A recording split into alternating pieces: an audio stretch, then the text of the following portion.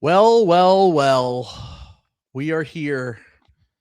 One of the most infamous days in NBA history occurred yesterday. Someone who is near and dear to the program, one Bam Edris Adebayo, is now the second leading scorer in the history of the NBA in a single game, passing Kobe Bryant with 83 points. And they've been waiting for this one, Sam. I know that the Hoggies have been camping out, waiting to hear all of our opinions on the much maligned on this program, Bam Adebayo. I still cannot believe it is real. I legitimately saw multiple people say on the timeline and via DM, am I hallucinating? It feels like some sort of weird psychedelic experience that Bam Adebayo is the player of all the players in the NBA to possibly crack over 80 points.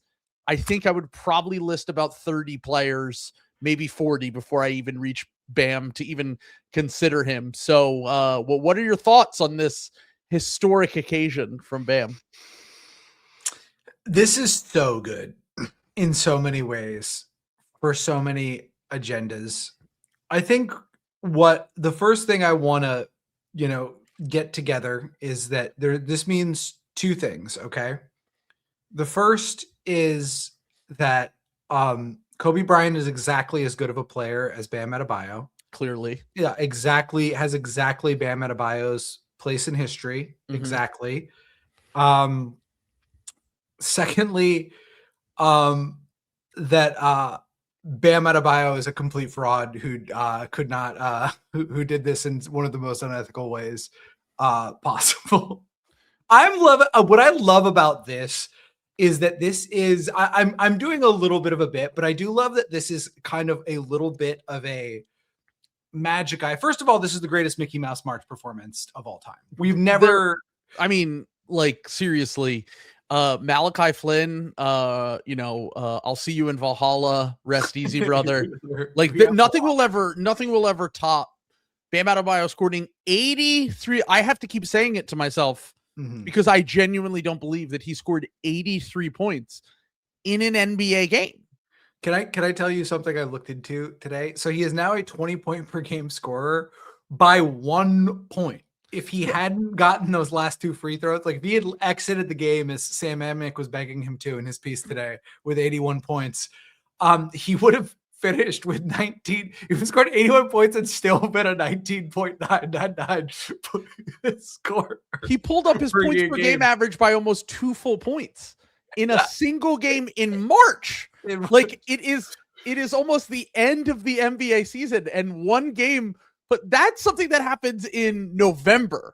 Dude, it's going to be awesome. He's going to finish the season under 20 points like per game, and it's going to be one of the funniest things of all time that the ostensible modern NBA scoring record was scored by a guy who's under 20 points a game. Like that's awesome. That's awesome. Like only the second time in his career that he's even eclipsed that 20 points per game mark.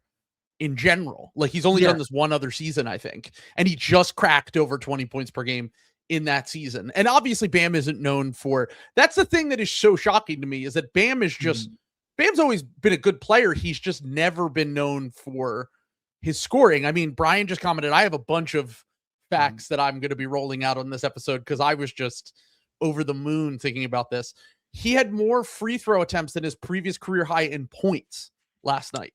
That's awesome. His previous career high going into that game last night was 41 points. He had done exactly 40 or more one time in his career. Yeah. And these are the active, I did the active NBA players with more 40-point games than Bam going into last night. All right, are you ready for this? I'm ready. Number 1, Cooper Flagg. Already, he has 2, has more. Here's a fun one. CJ McCollum this season alone has 2 40-point games. Amazing. At 35 years old. Quentin Grimes has more 40-point games. Sadiq Bey has more 40-point games. TJ Warren has more 40-point games once outside of the bubble. Obviously, TJ Warren is not currently active, but that just kind of illustrates the point. Grayson Allen has more 40-point games. Awesome. Aaron Gordon has 2 more 40-point games. Cam Thomas had 10 and Jalen Green had 9. And Bam Adebayo had 1 going into last night. 1. His season high on the season going into last night. If you doubled his career high, he doesn't match what he did last night. He only gets to 41 to 82. He doesn't get to 83. Mm-hmm. You would almost have to triple his season high to get to what he scored last night in this game. He scored 31 points in the first quarter last night. And I think going into last night, his season high was 33. He did it in a single quarter in this game. I can't believe he did this to the Washington Wizards against all odds. I do think that, like, we do need to talk. It's not really being discussed as much. I do think, like, kind of dropping kayfabe a little bit. Like, I went back and watched a lot of the game. He kind of, like, was genuinely getting fouled that much, which does kind of beg the question, like, what were the Wizards doing? Yeah, I don't. Well, a few things. Yeah. The most impressive part of the game is the first quarter. He's only one of, like, I want to say 4 players, maybe 5 players ever to score more than 30 points in the first quarter in a game. If I remember correctly, I think the last player to do it was Kevin Love on the Cavs. Do you remember that game where Kevin Love just was made like 8 threes in the first quarter and was just absolutely out of his mind? Yeah, it's like obviously Clay's 37 is probably, but Clay had it in he heated up over the course of a game, right? Right. In the first quarter, coming out from scratch. Oh, from scratch. Scratch, scored 30. I think they said, someone posted and said Kevin Love did it, and I think Kevin Garnett was the last one before that. So he already was in, like, an illustrious class of players just based on his first quarter. Then he breaks the Heat record for points, which the Heat, Jimmy Butler, LeBron James, Dwayne Wade, Shaquille O'Neal, the Chris Bosh, like they have a lot of Hall of Famers. He broke their record in the third quarter of that game. Like, I do think that we have to realize that even though we all know March basketball is fake, Mickey Mouse March, all that shit. The Wizards are the Wizards. I mean, the Wizards are a tragic franchise right now. And obviously they don't have the players that they acquired to potentially try to win now. But it still is a crazy achievement considering, like, every other player that has ever scored 70 points in a game in the NBA is an all-time scorer, basically. Like, they are, if you look at the list, it's all guys that were known for their scoring.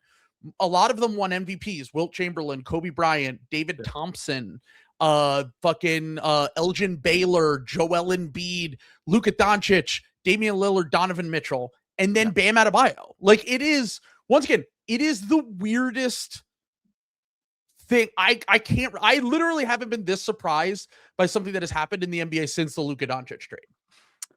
It's got to be, like, up there too. And it is, like, really fun. Like, you know, like, I do kind of want to balance, like, slandering Bam, slandering Kobe, and like, giving an actual opinion on this. Fair and balanced.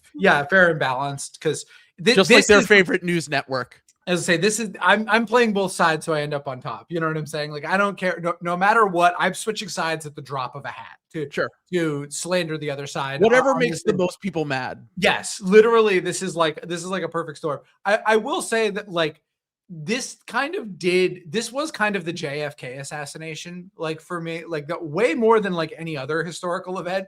Like, there were reports leaking out, like, that the president had been shot in the first quarter, and that Bam Adebayo had equipped, like they were giving update. I was watching the national TV game. I was watching Spurs Celtics, which was also a great game, but, like, kind of, like, had this kind of, like, stole some of, like, that, like, thunder. Like they literally cut away from, literally cut away for Bam Adebayo. For Bam Adebayo, for a Wizards Heat game. This was, I want to say that this is probably the most excited that a, like, Miami crowd has been since the Bay of Pigs. Like, for, like, an event. Like, they were so excited. They were so locked in. You buy this ticket to a March game, and you get to see Bam Adebayo again put up 80 points. There's so many storylines. I mean, You saw the ball don't stop tweet where he was very gracious. Before you continue about the ball don't stop tweet, Yeah. I do just want to put a little asterisk on there and remind you that Medora was kidnapped a few months ago. If you want to talk about being people excited, continue anyway. Yeah, for sure. But they have to but you like have to when you look at this, you do kind of have to like look at because I saw a lot of people saying that like this is like fraudulent, like he like because when you watch the end of the game, it's like all free throws, it's 45 free throw attempts, like it's like very gross score. Like his field goal percentage was really bad.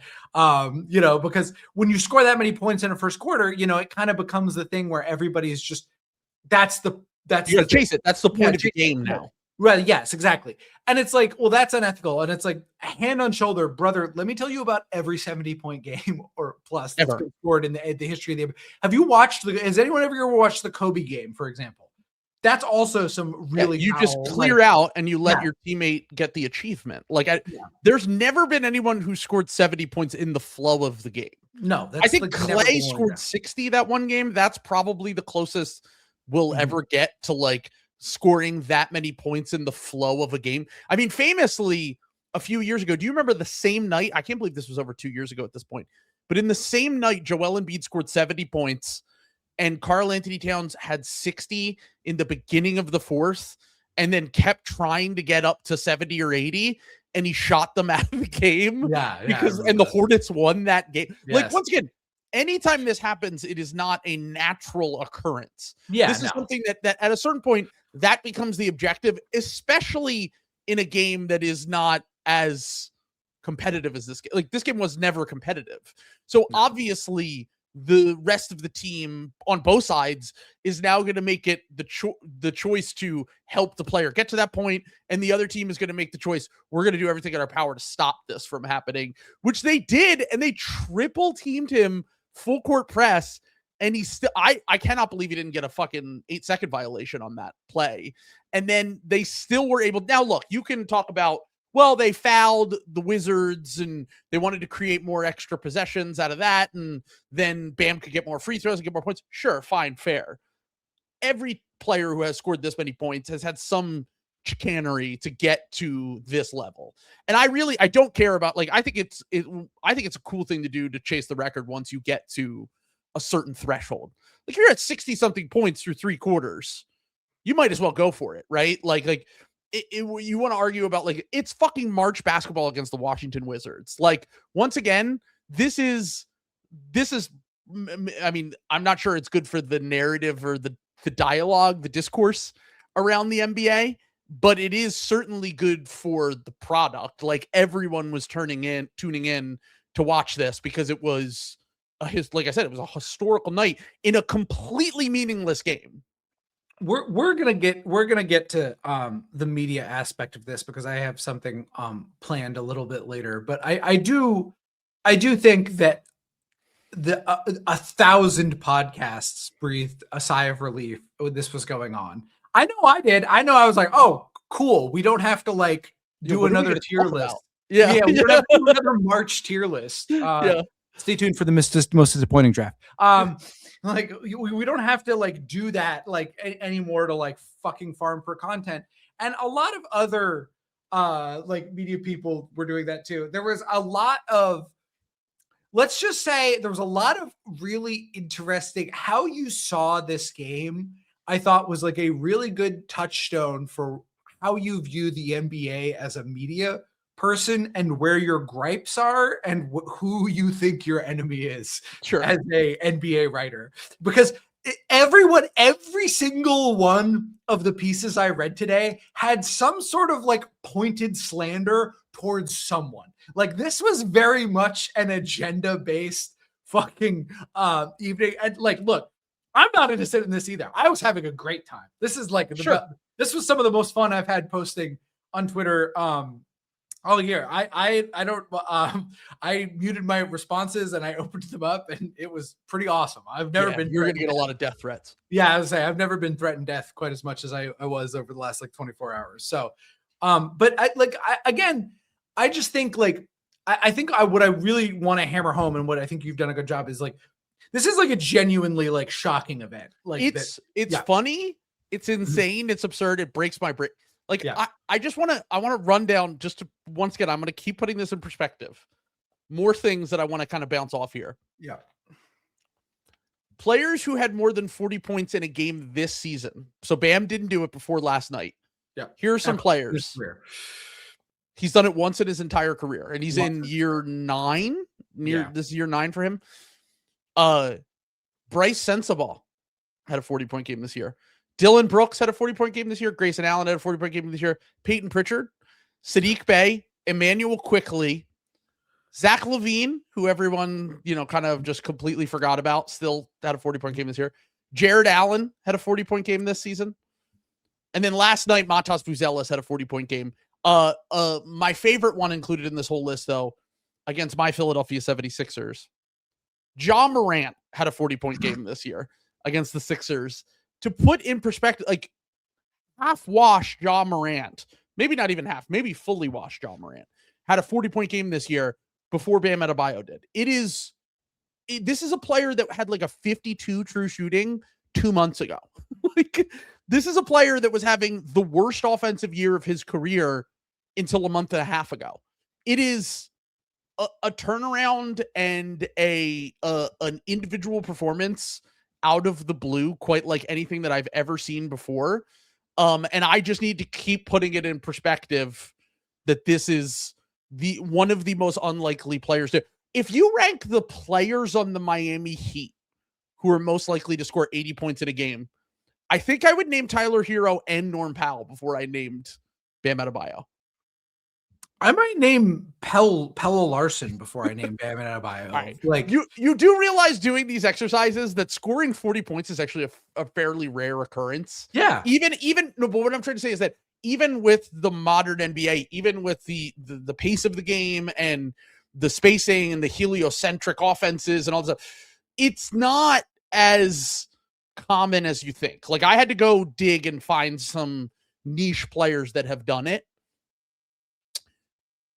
I would say the idea that one of Tyler Hero or Norm Powell could get hot and break the NBA record from 3 is more and score 80 points in a game seemed more likely than Bam Adebayo ever did. Oh, 100%. 100%. Like, he really, like, again, like, Bam is so we have to like remember that Bam was like disastrous like through December of this year. That's what I'm saying. It was the worst year of his career. Yeah, like he was like, I think he was under 40% from the field at one point. He was. Yeah, he as a big, he had like a 52 true shooting 2 months ago.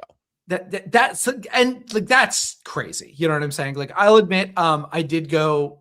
Before I realized that I was going to implicate Cooper Flagg and Jason Tatum, I tried to go through most points per game with a low true shooting, and then I had to drop it because I found out that Cooper Flagg and Jason Tatum were in pretty much all of them. But he was like on like the Jordan Poole, Dylan Brooks, Anthony Simons, like those were like his contemporaries for like all guards. Yeah. Like to get to that level of like inefficiency and like be like a 20 point per game scorer. If you're a big and you do that, you have like a 70 true shooting. Like, it's like, you're not a 55 true shooting. Like, this is like the fact that like, I guess that's like kind of the other thing that's so staggering about this is because a lot of people have talked about the free throws and how the free throw numbers are like really what put Bam there.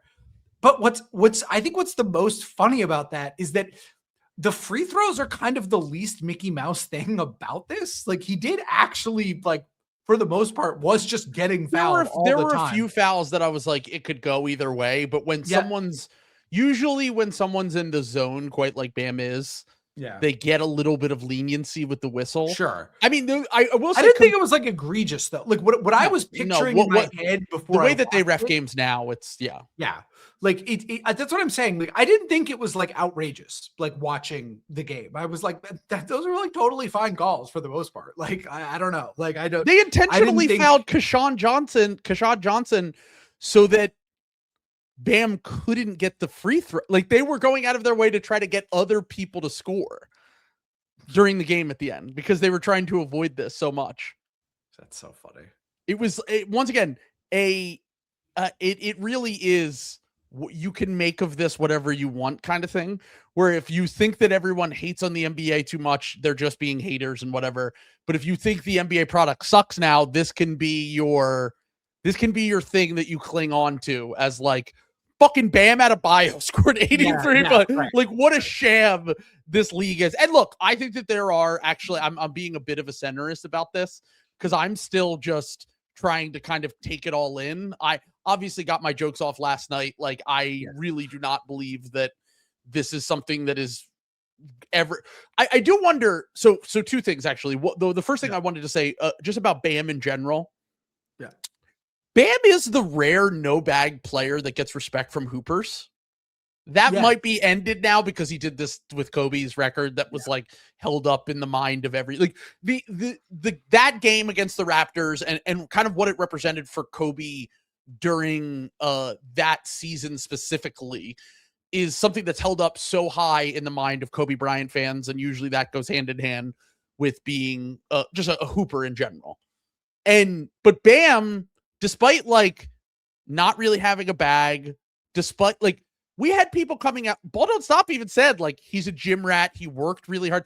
He has the hooper narrative and like almost like the kind of like pull yourself up by your bootstraps attitude that comes along with being a hooper that many people don't have that are in the same mold of players. So like, for example, like people were posting the Michael Beasley said he said Bam's the only player who's ever beat him in one-on-one. And people were using that as a way to be like, no, Bam's always had this. Like, he's had the ability to, and I'm like, I mean, he's never scored more than 41 points in a game before. Like, this is a player that like, it is incredible to see how far he's come. I mean, he was a role player in college. No one ever expected, when we talk about like outlier development shit just from a player, he's probably someone that should be mentioned, but it is incredible to see the the narrative from the hooper side of the aisle basically still kind of tipping their cap to Bam and kind of the player that he's become, even though I don't think this represents the player he's become at all. I still think when I think of Bam Adebayo, I won't think of 83 points in a game. I'll think of like the defense and like all the hustle shit, the stuff that made him like a good player in the first place. Certainly not going to think about his scoring bag. It's an unlikely, it's such an unlikely surpassing of like a guy. You think of Kobe as like this icon of scoring, you know what I'm saying? Like Bam is not that. It's one of the more, I think it's probably the most unlikely surpassing of a Republican by another since Nixon Reagan, I would say. And like probably just as shocking, just in terms of like, you know, I think will Bam go on to be this like cultural icon in the same fashion where people kind of, you know, Kobe kind of fades away and you end up with Bam kind of as the front runner for being a Republican in the NBA. Many are saying that the next Olympics are going to be Bam's 84 election. I guess I'm trying to figure out who the Goldwater is in this analogy. I think it's probably Michael Beasley. Yes, never became what they thought he could. It was good. Yeah, it came up short. Peaked too early. Also, Dan just bring up a good point. The Hoopers love Bam because he takes mid-rangers, but he's not good at mid-rangers. This, once again, there is every year there is a new stat that comes out about Bam Adebayo's scoring profile that I'm like, oh wow, like he's one of the worst jump shooters of the NBA. He's one of the least efficient scorers as a big in the NBA. And he just scored 83 points in an NBA game. And say what you will, the competition not the stiffest. I know that Alex Sarr is known more for his team defense than he's known for his one-on-one individual defense, right? Like rim protection and help defense and stuff like that. He scored a ton on Alex. Like if you look at the matchup stats, he had everyone in hell on the team. Like basically everyone had nothing for him in that game. But he had Alex Sarr in the few minutes Alex Sarr played. He had him in hell. And everyone else on the team, there's really no one else that is quite the level of Sarr as a defender. But it is just mind-blowing that you didn't have a single answer for Bam Adebayo for an entire game when your only objective was to make sure he couldn't break this record, and you still couldn't do it. Yeah. I mean, this is kind of a categorical failure on my beloved Washington Wizards, unfortunately. Like, I do think that this is kind of almost mostly an indictment on them, and going to be kind of, I do think that they are more responsible for the Bam game than anybody on the Toronto Raptors was for Kobe's 80-point game. Like, I know Jalen Rose got a lot of shit for that. It was Sam Mitchell was saying on the broadcast last night, he was like pulling for Bam so that everyone tried to forget his defense on Kobe in that game. That's very funny. Very awesome. Yeah. I mean, like, well, and these guys are going to kind of have to wear that, unfortunately. Like, this does kind of follow you. You will probably be in a This Is Sports Center ad at some point. So does it? That's my question. Because yes, Jalen Rose is really the only one. And I feel like if you think of none of the other guys had careers is the issue. Okay. So if you think about like the big scoring outbursts recently, who was guarding Donovan Mitchell the night he scored 70? Who was guarding Luka Doncic the night that he scored 72 or whatever? I mean, this is different though, because this is a superlative. You know what I'm saying? Like, a lot of people kind of assume Wilts doesn't matter. You know what I'm saying? Like, they don't. Like, I don't even remember who the Celtic was that was guarding Devin Booker during his 70. I just remember that we won the game. And the only reason I remember who was guarding Joel was because when he got Wemby into foul trouble and he put up 22 points on Wemby in 6 minutes of play. Mm-hmm. And then they benched him for Zach Collins and he destroyed Zach Collins. But Wemby, who is, I've said it time and time again, the best defender in the NBA by a mile, might be the greatest defender we'll ever see. Mm-hmm. Has impeccable PR because every time someone said it was actually Zach Collins who he scored on, and I'm like, no, watch that game. He was absolutely cooking Wemby. Now Wemby was also it was either his rookie season, I think it was his rookie season in the NBA. But I don't think any less of like if Alex Sarr becomes a defensive player of the year, I don't think that people will remember this about him. But they will remember everybody else like who didn't do that. I don't know. I'm floored at how bad the fouls were, I guess is what I would say about this. Like, I can't, I'm like, having watched piecemeal part of this game pretty much all, like, I'm really staggered at how bad the Wizards were on like defense. The fact that they couldn't even adjust, like they genuinely tried to make anyone but Bam beat them and failed at it, which is crazy. It was absolutely unbelievable. No. I mean, this is basically the biggest reaction from a single game in NBA history, I feel like. Yes. Okay. Because when a player that, like, the players that have done it before, you'll always get the Stephen A. Smith, like, people bring it up like, oh, Stephen A. Smith shit on Luka Doncic after he did that years ago, right? Like, oh, he shit all over. Oh, it was the free throws, even though he only shot like 19 free throws or whatever. And like Bam shot like almost like twice as much as anyone else. Literally might have been twice as much as anyone else that has done this accomplishment.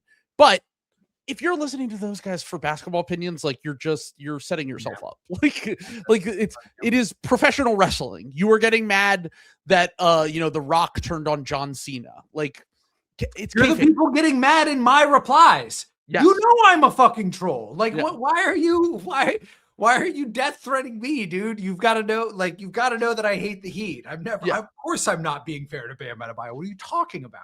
Yeah. I mean, and once again, I also hate the Heat, and the Bam stuff has always annoyed me. Yeah. I tip my cap to him for the performance. Like, he was, once again, it does not change my opinion of who Bam Adebayo is as a player. It genuinely does make me. I mean, the one that got everyone mad at me was I said that what this proves is that scoring 83 points is very easy, and that players just only didn't do it out of respect for Kobe. So this is the thing that I wanted to bring up. Yeah. Do you think that this will set up? Will this improve March basketball? Because now when you see the Pacers or the Wizards or any teams that are tanking this year on the Jazz on the schedule, are you like, you got to think that the best players in the league are like, I might be able to get 90. Like you're telling me that like there isn't one guy out there that watched that game last night and is like, I can do this if he can do this. You're talking about the predatory. It's like the opposite of the target on your back that OKC has. It's the target on your back when you're dog shit in March for people to fucking put bubbles up for you. Just break NBA records. Wizards just get everyone's best basketball because Jaylen Brown is trying to score 75 on them. Unironically. Yeah. Look, I literally think it's going to become like a new. And once again, I know that you were obviously being a bit tongue in cheek with the Kobe thing, and you wanted to make people mad on both sides. Yes, but I do just want to point out, like, I don't think that I think players obviously, if they have the opportunity to break the record, like I think Bam should have tried to break the record. That's what I think anyone would have done that in that situation. I think that, at some point we should, I've lined up a panel for just this discussion if we want to like get into it. Yeah, I'd love to hear it. Yeah. Okay. Well, I've got a couple of, you can kind of interview them because I'm going to kind of have to give them my screen, but I got a couple of people here. So I've got, first of all, I've got Thomas Kurtz. He was an investigative journalist and reporter for Rolling Stone. Okay. A lot of you might know him. He was the Rolling Stone guy who unearthed a lot of the Russiagate connections, including that bombshell that Lev Parnas had met with Dmitry Golbanov in May 2016, despite saying that he only knew Golbanov in passing. He's got he writes for a Substack that commands dozens in revenue each month. And he's recently kind of pivoted into the NBA space. Nice. He's a really good NBA writer who's got a lot of connections.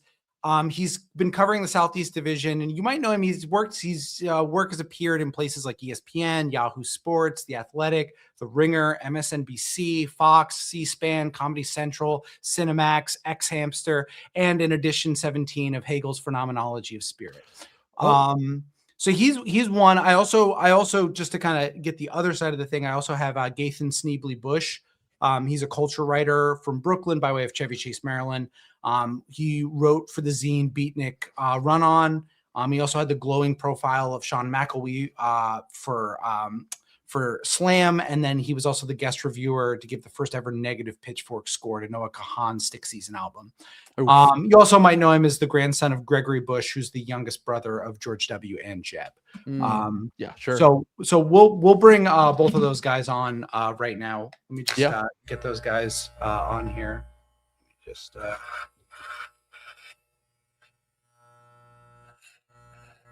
little hard to do this. Who's coming in first?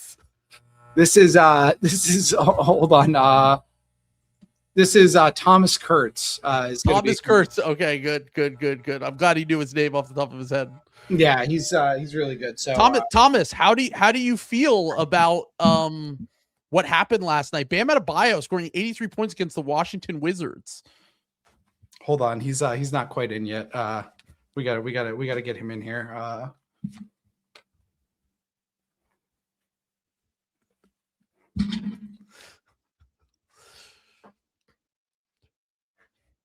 Thomas, you there? Sorry. Yeah, I had to get myself all lined up here. Yeah, no, thanks so much for having me on here, guys. It's a real pleasure to be here today. To kind of check in with you guys at the thing. Yeah, I just want to talk about, because I recently interviewed a lot of people close to Kobe Bryant, and they are like not happy about this. Oh wow. Yeah, what are they saying? Yeah. So, like, I'm an investigative journalist. Basically, I do a lot of reporting, and none of it is for favors. Okay, I want to be clear about that. None of that is for favors or anything like that. But oh, sorry, hold on. I didn't put my name in here. Let me just make sure that you guys know who I am. This is Thomas Kurtz, by the way. Thank you so much for that. I appreciate that. I appreciate that. There we go. Thank you, Thomas. Yeah. So Thomas Kurtz. So yeah, I just wanted to kind of like let you guys know that this is probably the most disrespectful thing that Bam Adebayo could have done to Kobe Bryant. And it is very much one of the worst things that's ever happened in the NBA. I'm actually going to be writing a huge article about it, about how disrespectful it is to break someone's record. Because as we all know, Well, as we all know, Kobe Bryant was the first NBA player to pass away. And I think that a lot of people need to respect that when they're talking about this. Sure.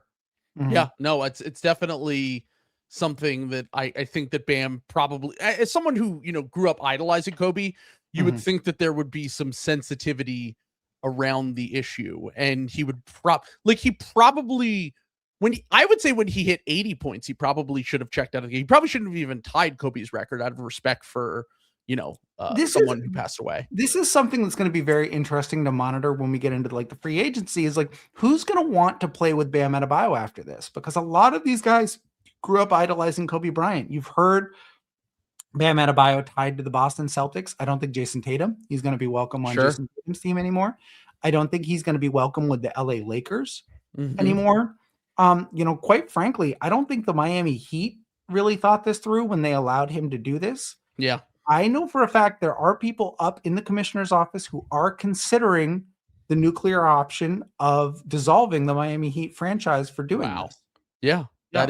I think that's something that should be seriously taken into consideration when you think about the history and what Kobe meant to not only the association but the game and the players around the league. I would imagine that this has massive, potentially global ramifications. Yeah, yeah, and it just, it really stinks to see a player like Bam, who has been such a professional, and such a, like real, captain player, that type of guy, kind of give in to some of these more base demons and just go out there and try and hog some glory, man. Like it's a real bummer. It's a little bit of a stain on the legacy, and I don't think the NBA is going to be getting away from this anytime soon. Okay, So so just to kind of Mhm. have some fair and balance, in, like I said, in honor of Kobe and Bam's favorite news network, we like to be fair and balanced here at the Ball podcast. That is our slogan. That's our motto here.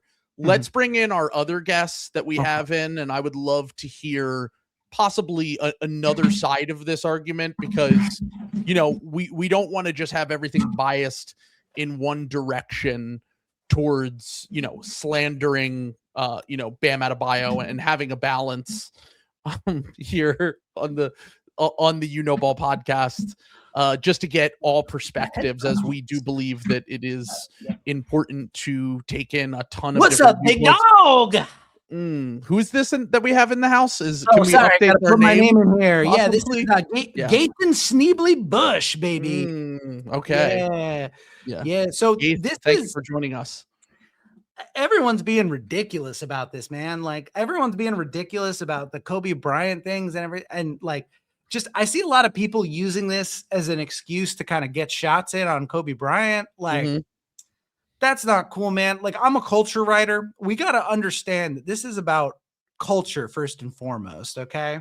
Like, Mhm. and a lot of people don't understand this, that the NBA is something more than basketball. All these fucking nerds, dude, they want to talk about points. They want to talk about scoring, yada, yada, yada. Bleh. This is the first time that something It's actually normal to do that. cool. This is the first time something actually cool has happened in the NBA. I fucking hate playoff basketball. I fucking hate talking about that stupid bullshit. Now we get to have a real fucking conversation, man. We get to have a real fucking conversation about this stuff.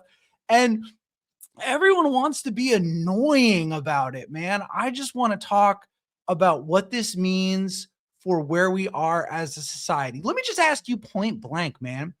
Do you think that this now means that millennials are the greatest generation? I mean, is Bam a millennial, or is he a Zoomer? He is now, man. Like he is now.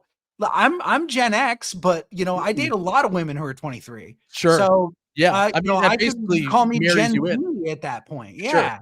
Yeah. I Like mean, Bam Adebayo is what, 30 years old? I would say Mhm.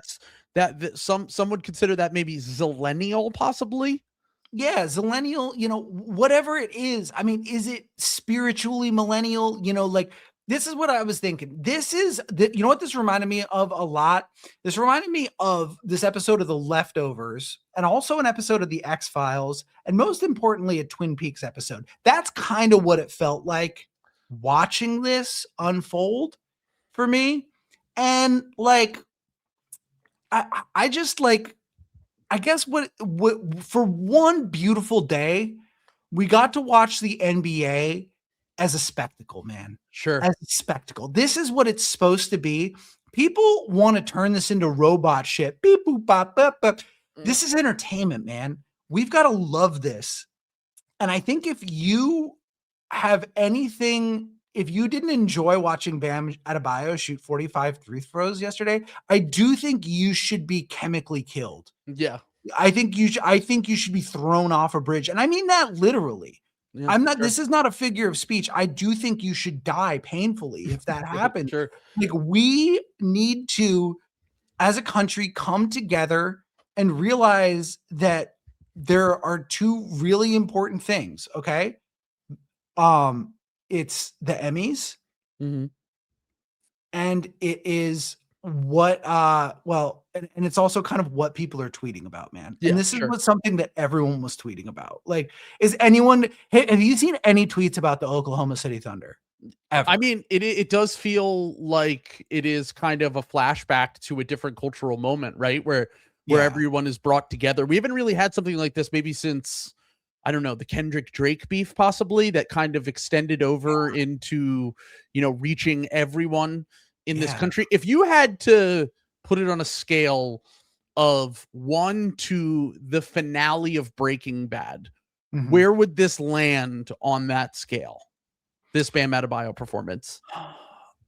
Honestly, I feel like this is like kind of like Kim K kind of pushing the sexual boundaries with that paper mag cover, man. I mean, we got to go all the way back to there. We got to go back to like Drill getting an Adult Swim show. Yeah, like these are we're talking about things that mattered to every single American on the planet, like that is something. It really is like Better Call Saul, man.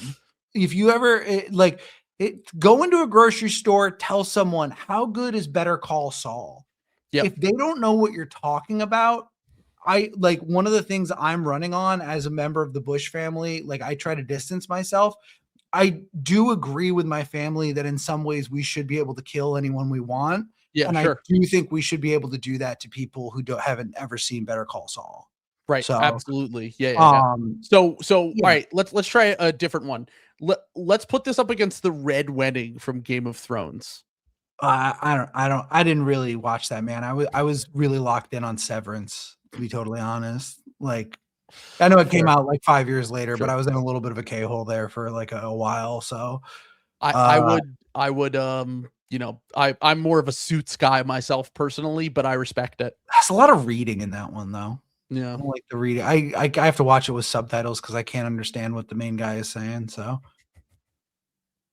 right. Well, as always, it's great to have these different perspectives on Ball.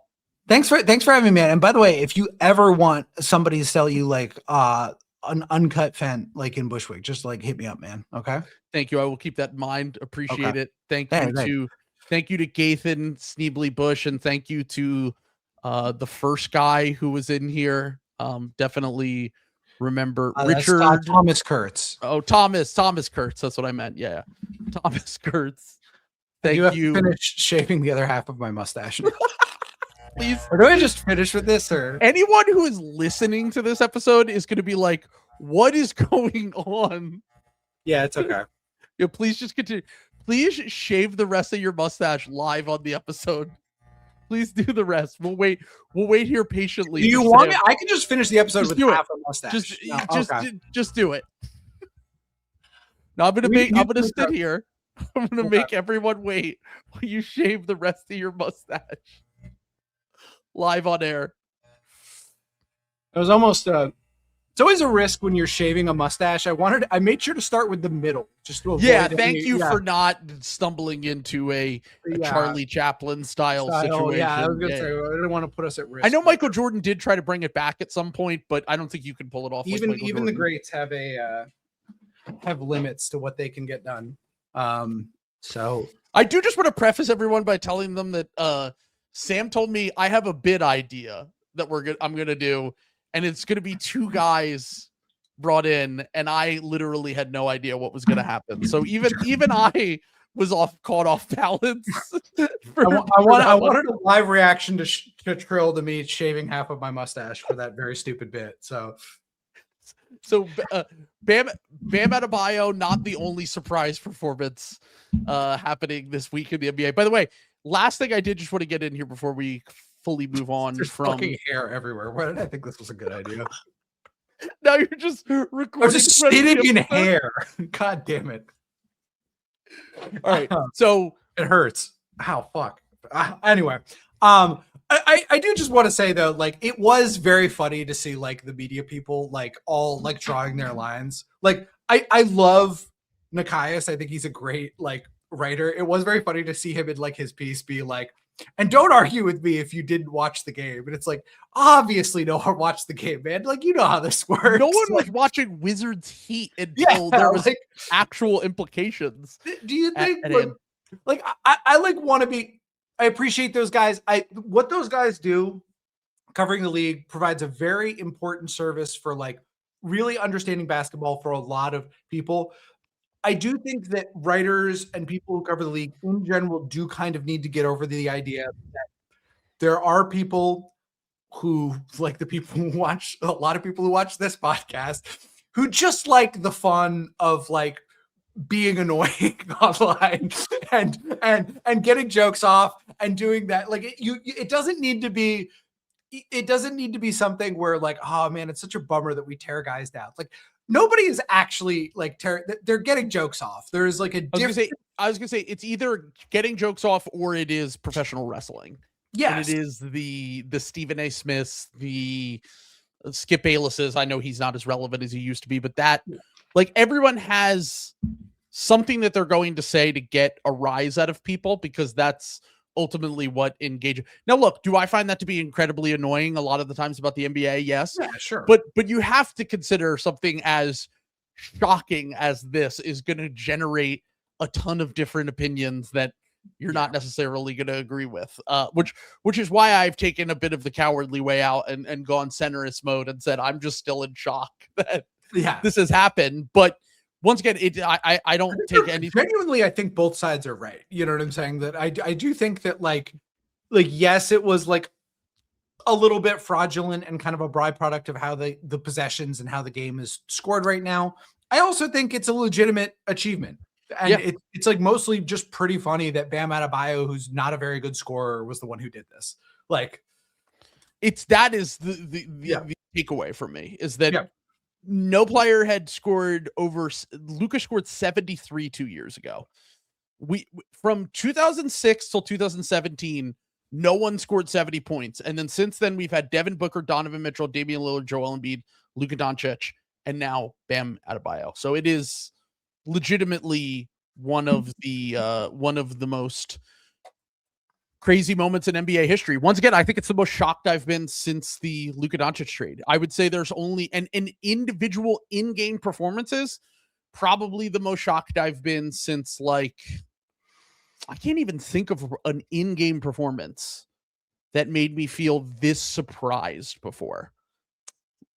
I think Malachi Flynn's 50 ball was like up there. Like I'm unironically because that was like, I think that's like a very similar thing. You know what I'm saying? Like, what if Malachi Flynn, it's like a scaled up version of the same thing. You know what I'm saying? Where, because like Malachi Flynn was a deep bench guy on the fringes of the NBA scoring 50 points.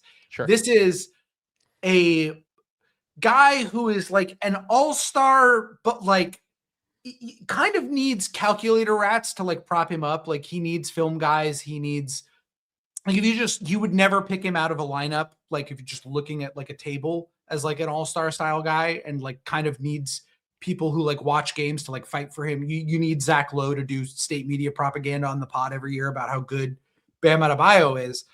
So it's not a guy who's like known for this type of stuff. Like that is why it's so shocking. It's also very funny to do it when the Heat are like pretty bad. They're not bad. I mean, they're actually better. They're better. They've been good. They're on a 6-game winning streak or something. And I think they're the 6th seed. They're better than they've been basically the last 2 years. But and they're not really. They're not a real team. They're not a team. This is a insane Mickey Mouse March run from them. They're not gonna be a team that makes noise in the playoffs, unless there's some sort of injury coming that we haven't seen. I mean, right now, if the playoffs were to start today, I think they would be playing the Knicks in the first round. So, I'm sorry. Bill said the zombie heat. Bill said the word zombie heat. At my own peril, like clip this, like if the Heat make a run to the NBA Finals, I'm fine with being owned. There's no fucking way. Jimmy Butler is gone, dude. What the fuck are you talking about? Well, that's the thing is that I went back and I looked at, if you remove Jimmy Butler, who was very obviously one of the best players in Heat history, had these iconic performances. I would say I think they've won one playoff series since LeBron left in 2014, and that was against Kemba Walker and the Charlotte Hornets. Good. And then every other year they've been a one and done in the playoffs, and they've been kind of stuck in this range. So I don't foresee the Miami Heat turning it on here, and even though they've been playing better down the stretch of the season and upsetting anyone in the first round of the playoffs. So all right, so let's move into our next section. It's time to have a conversation. We've talked about the Bam thing to death. Let's talk about something else that I want to talk about very briefly before we get into the most disappointing draft, which is our gimmick that I had come up with before Bam had his insane outburst last night. Sam, is Shai Gilgeous-Alexander the best player in the world currently? I don't know. Well, whatever. I knew you were going to do this. Sure. Whatever. He's the best. Is he the best? Is he having the best season of anyone who was ranked 6th on your best players in the NBA board? Yeah, I mean, he is the MVP. Like, I think if he hits the threshold, it's pretty much over at this point. I don't think there's really a debate for it. I do think that people need to relax with the defensive metrics say that he's actually also one of the best. Shut up. It's the defensive metrics. Defensive metrics let's put this in context. Yeah. Defensive metrics are always more favorable to offensive engines that don't turn the ball over, that score efficiently. Like even Jokic during those years, we were like, he has some elements of defense he's good at, like rebounding. Yeah. He's not a good defender. Most of the defensive metrics are a byproduct of him getting steals, blocks, deflections, rebounds, and then also never turning the ball over and creating great offense so you don't get runouts the other way. Yeah. You control the possession battle. Like everything that SGA and Jokic are, we're praising them for their offense is what I'm trying to say. They're two of the best offensive engines in the world and of all time. And the question for me becomes, SGA is one playoff run away from joining a very crazy conversation that I think even the biggest SGA fans early in his career, because I was looking at his numbers from college and his first year in the NBA. That was one of the first pods I did with you. It was us killing Bill for having him really low on the trade value column. And that was 4 years ago. Yeah. And he had SGA in the 40s, I think, for trade value. And we were like, this guy is very clearly one of the 20 best trade chips in the NBA. If you think about kind of where he is in terms of trajectory, he gets better every season. His points per game keeps going up. His efficiency keeps getting better. His volume never changes. Like he is someone that very clearly is going to become an all NBA player. Did not foresee him becoming, because he always had the tools to be like a lead guard and like a lead creator. I did not foresee him becoming one of the greatest guard, mid-range, and free throw shooters of all time. That is very obviously the thing that took him from a really nice young prospect that could become a star to potentially the best player in the world, at least for now. I would say it's really still a competition between him and Jokic, but I do think that right now, the season he's having the best season of anyone. He won the championship last year. Yep. And then if he continues through these playoffs to me, I think he's basically one playoff run away from very clearly, like if you list out the amount of guards that have accomplished what he's accomplished, it's basically just Magic Johnson. I mean, Jerry West only won one title, but Jerry West is certainly, in terms of accomplishments, is certainly up there. Jerry West, Steph Curry, and Shai Gilgeous-Alexander. When it comes to MVPs, potential finals MVP if they win again this year. And the season that he's having right now is so fucking bonkers. He's shooting 55% from the field. That's really, I mean, that's crazy. 60% from two on 15 twos per game. He turns the ball over. He had 0 turnovers in that game the other night where he had the ball basically the entire game for them. He's flirting with what I think would be the first 55, 40, 90 season. Did Jokic have that last year? Maybe Jokic did. No. I don't know if Jokic hit 90 though, because he's right up against 90 right now. Shai, because Jokic might have had a lower free throw percentage last year, I think. So last year, Jokic shot 57, 41, 80. So yeah.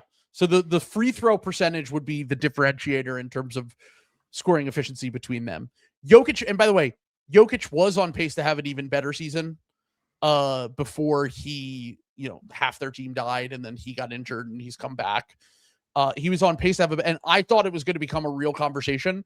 But now, when you consider the head-to-head SGA kind of, I said this the last Denver matchup they played, that I was like, oh, the last part of his game, obviously, as a scoring arsenal, was kind of nailing the step back, like three, the just the pull up in general. And early in the season, I was like, why is he forcing this so much?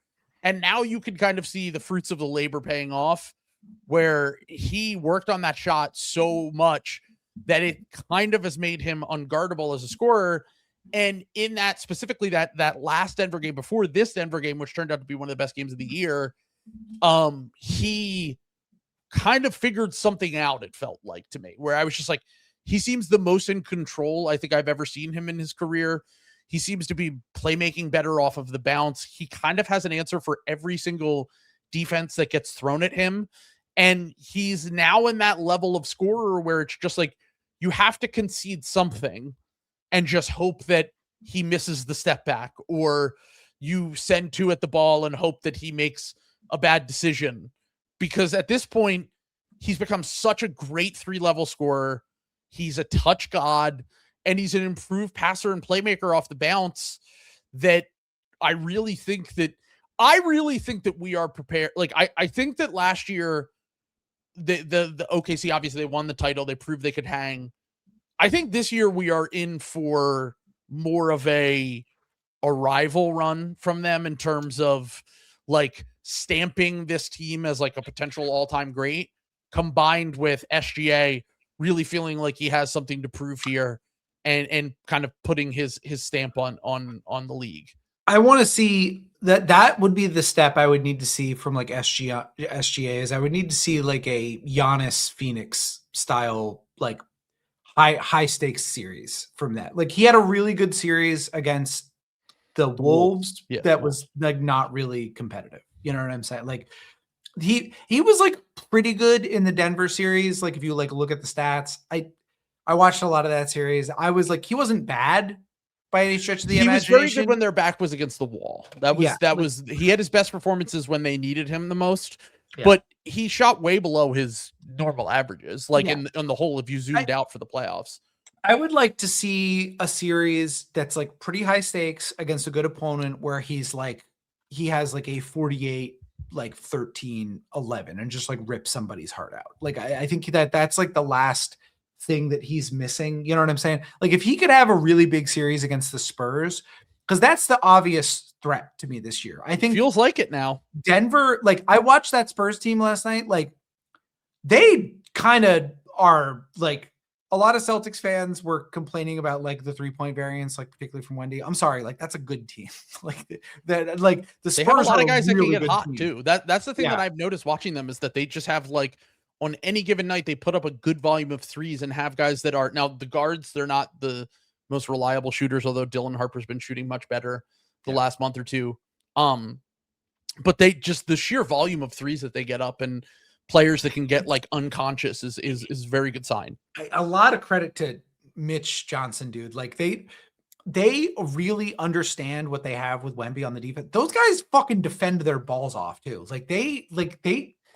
We did not get a lot of open threes. Like, and we really had to work. That is a playoff ready fucking team. If the Thunder can kind of stick it to the Spurs in the playoffs, I will be like a genuine believer, like, because like I'll walk back a lot of like my Thunder slander, because I never felt like I was wrong in my diagnosis of the Thunder as like a very good team, but like ultimately needed like a little bit of help to like really be a championship level team. I agree with you that the sentiment, and I think this is what the Thunder are going to be trying to do, is like there for a more convincing NBA Finals run. And I do think that they're probably our best shot at a back-to-back we've had in maybe since the Warriors. Probably. We say this every year, but yeah. I felt like the Celtics last year felt a little bit different. I didn't. We were like kind of slowing down, you know what I'm saying? And to be fair to us, we also didn't know that Kristaps Porzingis was like literally going to like explode. Yeah, I was gonna say that's the major difference between the Celtics chances, is that they just got much more consistent big play in the championship run, and then obviously the Knicks were one of the few teams that had enough athleticism on the wing to slow down the Jays in a way that not many teams have been able to really figure out. And the Thunder, so here's the thing. I thought about this because why the Thunder feel better to me is not just the experience, even though J-Dubs missed like the entire season. Yeah. I think they're way more balanced too than they've ever been. That's the thing that I was going to say, is that like I thought about this because I was watching AJ Mitchell in that game. Yeah. And I was like, if you, I know, look, every team in the NBA passed on AJ Mitchell, basically. The 2024 draft, I liked AJ Mitchell. I was not nearly as high on him as he's become as a player so far in the NBA. The thing I'm going to say is that how much would change for a team like the Milwaukee Bucks if they drafted AJ Mitchell? For sure. Like they drafted two guys that are not on the team anymore in AJ Johnson and Tyler Smith. And he would legitimately change the trajectory of their franchise if they drafted him. And he's just like another guy on the Thunder. That's the thing that has made me feel like they kind of feel a little bit inevitable this year. Maybe there's a team from the East that can get hot and can have a real chance against them in the finals. But why I do think they're kind of inevitable is the thing you just talked about. Like, they feel more balanced, but there's so many different guys on this team that if something isn't working, they can try. Other Jalen Williams is just like good now. Yeah. He was like pretty good last year, but it was like kind of a fake good meme player sort of good. Sure. You know what he I'm was saying? a third big that occasionally played and could make some shots and was a nice passer. He's just been legitimately good this year. So is AJ Mitchell. Didn't he have like one stat last year though, where he was like where he had like an Hugo Gonzalez style, like the number one plus minus guy in the NBA or something? It might have been. He's a really good, he's a really good charge. Like, he takes a lot of charges. Yeah. And generally speaking, analytics love guys that can create extra possessions via charges, via, not turning the ball over, creating high value assists, all that stuff. He was good at those things for sure. I don't think that Jalen Williams was ever a bad player.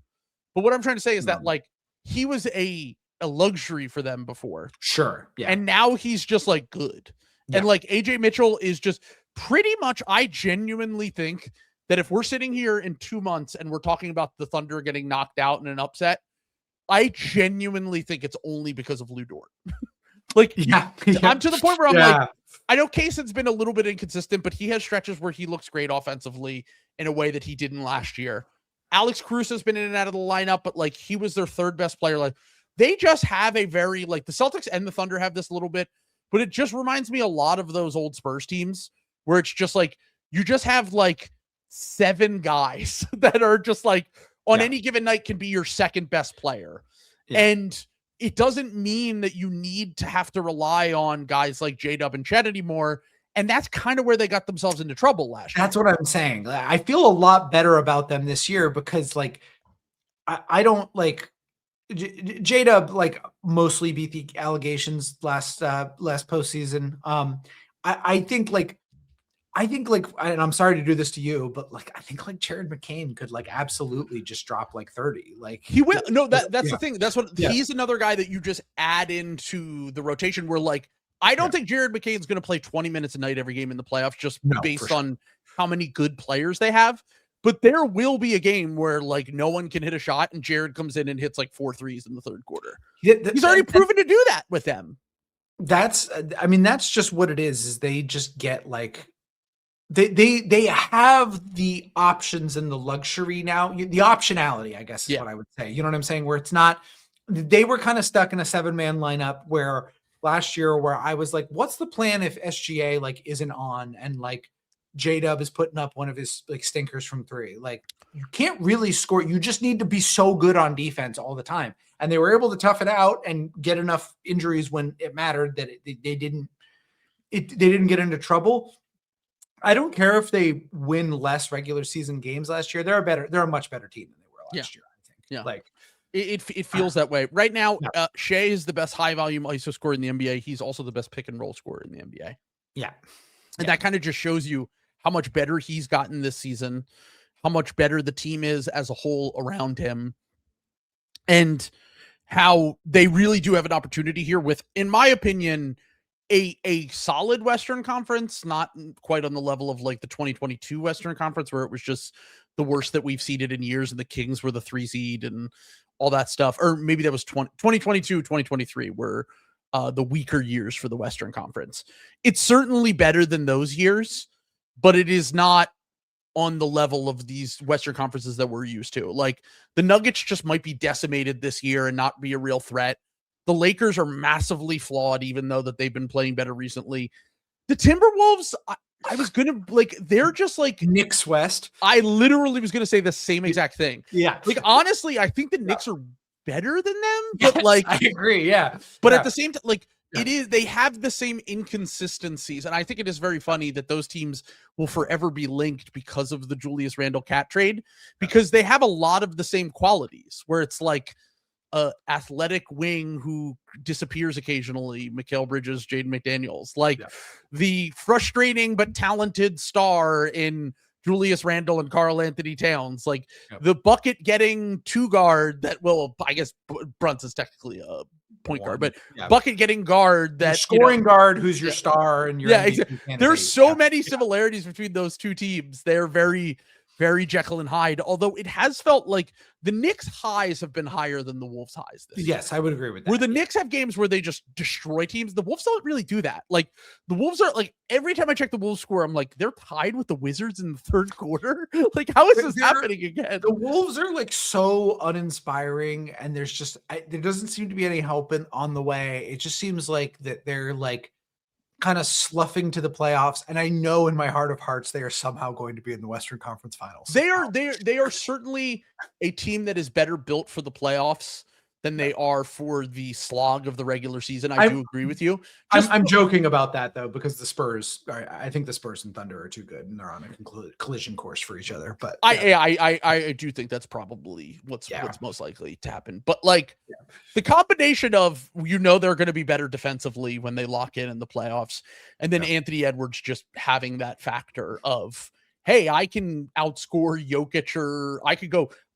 We might not beat the Thunder, but I can go toe to toe with SGA in any given game. Like that factor is there for them in a way that it isn't for a lot of these other teams that we kind of generally are, a little bit warmer on, in the playoffs. So, all right, let's talk about, our concept here that we're going to do for the last hour, which is our most disappointing draft. So this is players. You could do players, you could do coaches, you could do GMs. You could do, I just want to get this out of the way. I'm not going to take anyone related to the Sixers. People have heard me talk about Daryl Morey and Nick Nurse enough. You know how I feel about them. I did another rant on the Patreon episode this past week.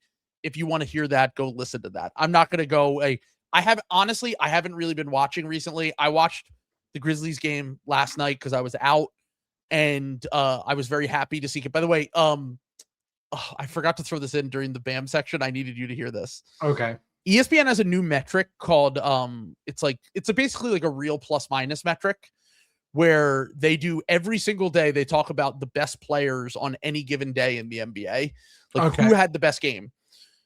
Number 3 yesterday, Bam Adebayo with plus 10 net points. Number 2 yesterday, Cade Cunningham with plus 10.8 net points. Number 1 yesterday, Cameron Payne of the Philadelphia 76ers, who I believe he went 8 for 8 from 3 and 9 for 10 from the field, had his career high yesterday in a game where the Sixers desperately needed it without half the team. They're dying on the fucking. I will say though, put a little pin in this. Put a little pin in this. Might come to regret this statement. I think Dalen Terry might be a rotation player. Like, he's been pretty good. Wow. He's been pretty good in a way that I was like, I thought this guy completely sucked. He's not good at scoring, but he's pretty much good at every other element of basketball. And I've been encouraged from what I've seen so far with him. And once again, he's on a 2-way, so that doesn't really matter. Like, if the Sixers make the playoffs, he won't be able to play. But just something to keep an eye on. Put a pin in that. Dalen Terry might be a guy. And I was very happy for Campaign that he was in Serbia last month, and now he's scoring 32 points in an NBA game, even if it was against the G League Grizzlies. So let's start off. I'll give you the first pick in the most disappointing draft. So far in the NBA this season, who has been the most disappointing player in your opinion, or team or coach or whatever? Jason Tatum. No. I just wanted to have a little fun time. I feel like I really could not think of a better person for this though. And I hate to kind of like kick someone when they're down like this.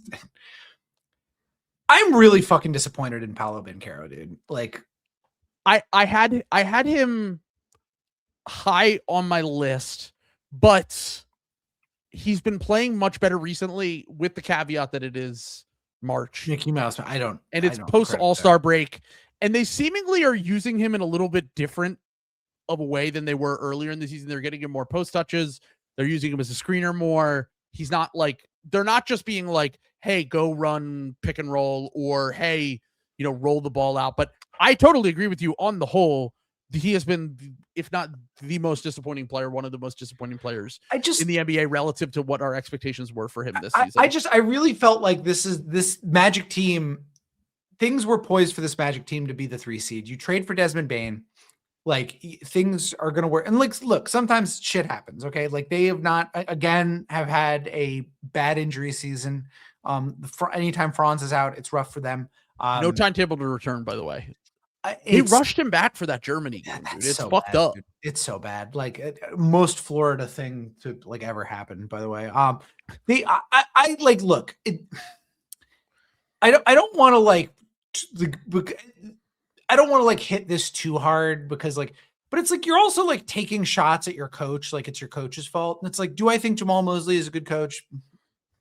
He's like, whatever. I would say he's also up there in the most disappointing for me, because I thought that he had a real chance to win Coach of the Year this year. But and just like the amount of talent that's on this Magic roster, like, it should be better. And like obviously a large part of that is Jamal Mosley. I think a lot of it is you, big dog. Like, to be totally honest though, like Franz has not been in the lineup for a lot of this. So you can't bitch and moan about like fit and anything like that. This is what you wanted. This is what you're supposed to be good at. And you're not. Like, this is like, and I think that's like the thing that I'm kind of like disappointed in, is like, why are you, not to be a boomer about this, but why are you surly about this instead of like being better? Like, there's kind of a lack of responsibility there that also like makes me wonder, are you a loser? Because you might be a loser. Like, you might be the next iteration of the empty stats guy. Like, and that's what I'm really worried about. And I think that's kind of a bummer, because I think this Magic team could still be like pretty good if you like got your shit together and did some of the things that like help winning, and when the ball wasn't going in the hoop for you. Like, I was gonna say the thing that is probably the most illuminating about this season for Paolo is that even with all their injuries, even with all of the weirdness that has happened around their team, for every single year of his career, the trend continues. They're still better when he's off the court. Like, they're barely beating teams when he's on the court. He's a +7 net rating, and when he goes to the bench, they have a +2.9 net rating. Is that a good net rating? No, but it's a above average net rating, and it's obvious that when you watch there are games and stretches where he goes to the bench and the team, like, the ball just moves better. They tend to get guys more involved, and it doesn't become what it, kind of slogs down and becomes with this team. And he's basically been just what you said before, where when the ball isn't going in, like, he's been towards the bottom of the league at a lot of those hustle stats. He doesn't really do anything that is like ancillary role playery. And if you're not scoring, you have to be willing to do those things. The good thing is that the play types have just been different for him recently, where if he is willing to try to change his game. Remember, we would always make fun of Kevin O'Connor for doing this with Russell Westbrook, where we're like, for better or worse, Russell Westbrook is who he is. And honestly, outside of last season with the Nuggets, kind of always was the case where he was just going to be Russell Westbrook. He was going to take a ton of bad shots. He was going to be someone who provided you with a ton of energy, and on a night-to-night basis, you never know which version of Russ you were going to get.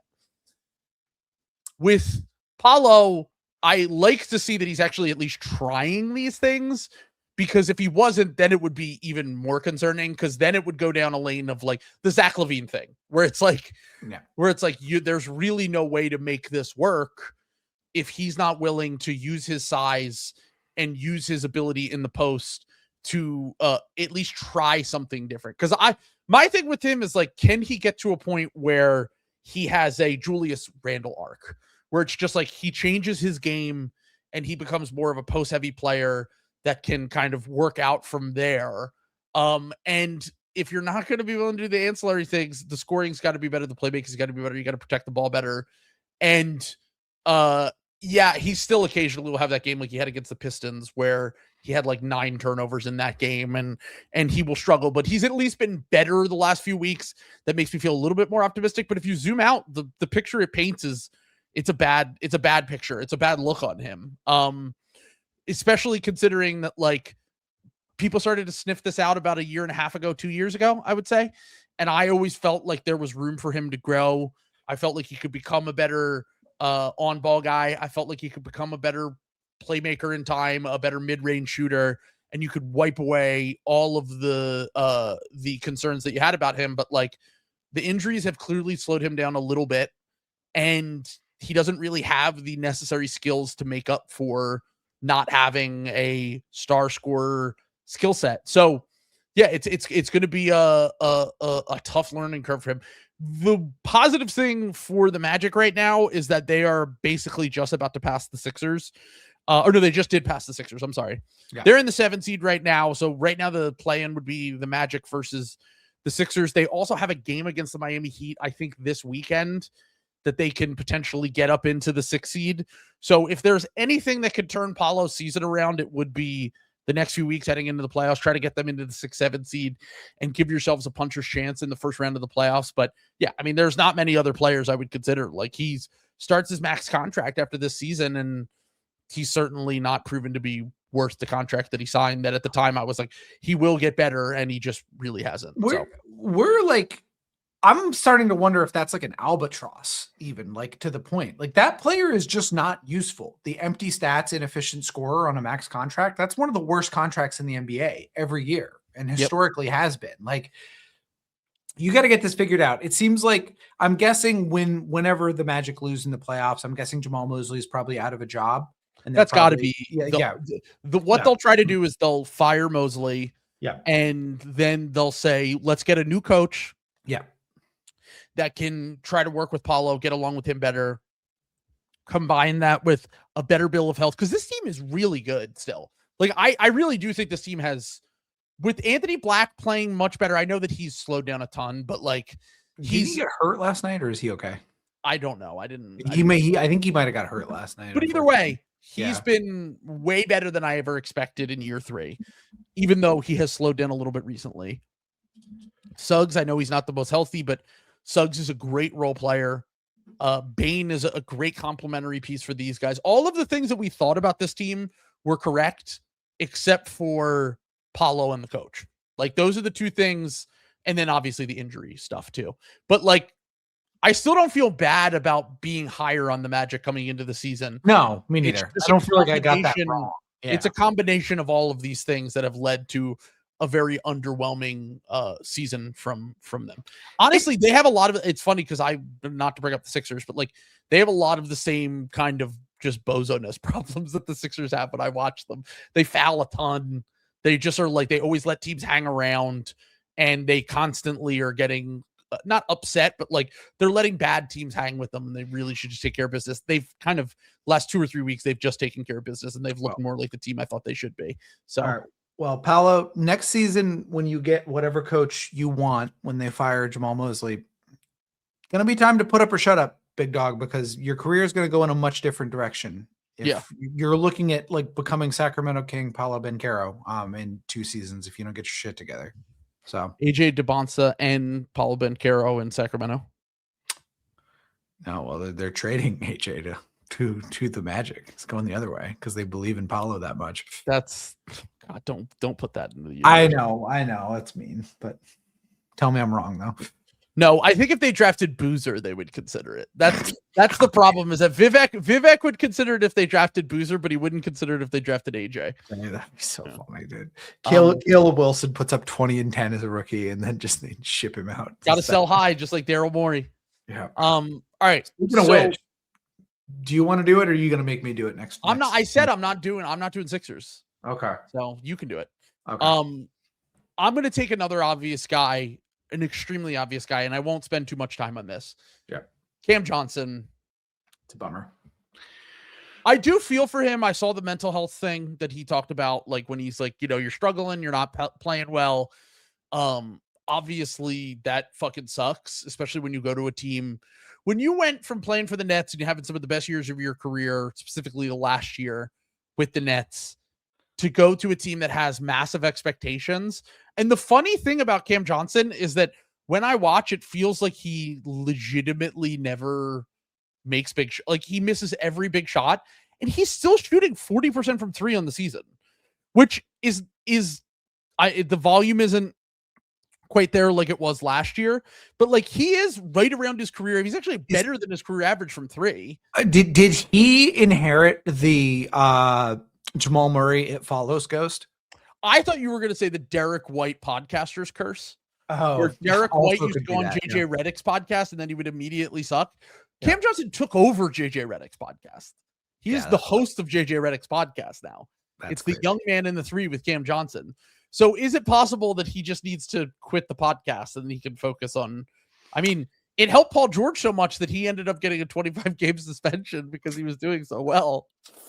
They said, you're too good at basketball. We have to suspend you for 25 games. I'll say this about Cam Johnson. Like, I would have my eye on him as like a guy who just like totally turns it around in the playoffs. I think that would be like that feels very correct for what we've seen out of the Nuggets. Because the Nuggets do this every year. I feel like but my only problem with that is like every time they play a big game, he sucks. And he's making his threes. So it's like, to me, it's like everything else that's been the problem with him. It's the 2-point efficiency. It's the defense. It's the lack of rebounding relative to someone like Michael Porter Jr. that they had in there. And by the way, we talked about it before. We like the trade for both sides. I don't know why people shit on the Nets for this trade. And it's turned out to be a complete fleece by the Nets in a way that, like, I think it's more likely that they end up salary dumping Cam Johnson for nothing after this season. Well, that's what I was going to say is the other thing that's a huge bummer for Cam Johnson is this is going to fuck with his money at this point. Like, it's getting bad. Like, he does have an extra year on the contract. He's not a free agent. So he's 1 more year on his contract. So he'll probably get dumped into cap space or something for maybe like a fake pick or something. You know what I mean? Like Boston the Lakers. Cam Johnson. You don't have cap space. No, but we have an Anthony Simons TPE trade exception. Yeah. Wouldn't you? How much money would you have to spend though? Wouldn't you have to go into the tax like heavily? No, because the Vooch is coming off the books. Hold on. How much was Anthony Simons' contract? The TP is like 20 something million. Like, okay, he makes 23 next year. Yeah, I think I mean, it's 24. Like, yeah, if the Nuggets do this, I'm done with the NBA. Like, I'm like legitimately like. I had him on one of my lists. I'm done. I'm not going to watch next season if the Nuggets do this. Like, literally, I'm convinced that Brad Stevens is a massage agent, and I think that he would have information on every GM in the league. And by the way, the Nuggets, for their own financial situation, if they want to bring back Peyton Watson, and it's the combination of the Cam Johnson and Christian Brown moves that have just kind of kneecapped the Nuggets, where if they did one and didn't do the other, they would be fine, but they did both. And that's why it's impossible to kind of skirt your way around this, where it is something that seems like it's just like basically doubling down to end your title window, basically. Like, I genuinely think that if they can't get off the Cam Johnson contract after this and they lose Peyton Watson in free agency, not that Peyton Watson's been like, I mean, he's just been good for relative to my expectations. And I think that he just continues to get better every single year. And he's massively better than I had ever anticipated. If they lose Peyton Watson and they have to bring back this team again next year with a year older, more expensive, all that stuff, like, I almost want to say their title window's closed. Like, I think they need to pivot out of this. Might be. Because I can't imagine a scenario where they get better if they lose Peyton Watson. And like, Christian Brown had the best year of his career last year in a contract year. Cam Johnson might bounce back a little bit, but it's just, you're spending so much fucking money and your core's only getting older. I think a lot of it's going to depend on how the playoffs go. Yeah. So they do have Valanciunas coming off the books. Yeah. They do have Cam Johnson. They could potentially salary dump him somewhere. And then they have to figure out a way to keep Peyton Watson and hope that. My thing is that I'm just keeping an eye on this. I think the team that they try to salary dump Cam Johnson to is the Lakers. And I think that they say, if we salary dump him there, they won't steal Peyton Watson from us. It might be better off just literally sending him for nothing. Yeah. And so we can re-sign Peyton Watson, because there's so few teams that are threats to sign Peyton Watson. It's just like the Bulls at this point. Like, no one has cap space anymore. It all dried up at the deadline. Yeah. Yeah. Yeah. There's not going to be, not a lot of teams are going to have everyone's, I think next summer, well, we'll see what contracts people have, but I think we're more poised for more of the summer after this one. So he's like the number one obvious trade candidate to me, because he's not going to get extended. All right, so Cam Johnson. So with Paolo Banchero, Cam Johnson, who's third on your board? We'll run through this quick. I know you said you're not going to, you might want to chime in with a couple tee-ups. I mean, we've talked about, well, you specifically have talked about it ad nauseum. Daryl Morey's transformation into like whining loser GM, like, and like he has always kind of been this guy. He also was the guy who did genuinely like have the vision to kind of put a team together that did, for what it's worth, had a shot against the greatest team in NBA history, in my opinion, in the KD Warriors. Like, that is a genuinely impressive bit of team building. And I think what he's done in his Sixers tenure has like genuinely affected his legacy in a way where I kind of think that was a fluke now at this point. Like, I think what's like, and I think this would sound a little different coming from you. And I do think that Will's probably going to say that I'm just like pandering, but the Sixers had a shot to be like a real team this year. And this fucking loser did nothing about it, like the entire like season. And in ways that were easily identifiable, so that some like booger eating WEEI like fucking listener could have like gathered, hey, we can duck the tax and get better. You know, there were infinite ways to do that. And with this like Maxey injury and like VJ injury and all of this shit, you can just see his like smug eating, shit eating grin, like, I told you guys, we're under the this team. The point of you being a GM is to make it so that you have insurance.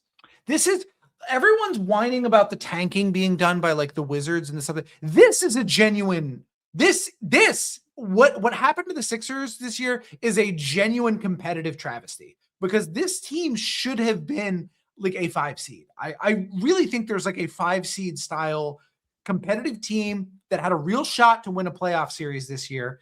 And Daryl Morey fucking shouted out his asshole, dude. Like it's the either or thing. It's like, you can't do the thing where it's like, well, if we can't win the championship, why even try? How many teams do this thing where they compete early and they continue to build on that? He does. The problem with Daryl Morey, and I won't add any more because I did my whole rant on the Patreon episode, but the problem with Daryl Morey is that he has such black and white thinking when it comes to these things that, like, think about how many teams he doesn't believe getting playoff reps for young players matters at all. No. He doesn't believe in team chemistry at all. No. He doesn't believe in diagnosing problems based off of what you see in a playoff series at all. No. And he thinks that it's all just small sample randomness.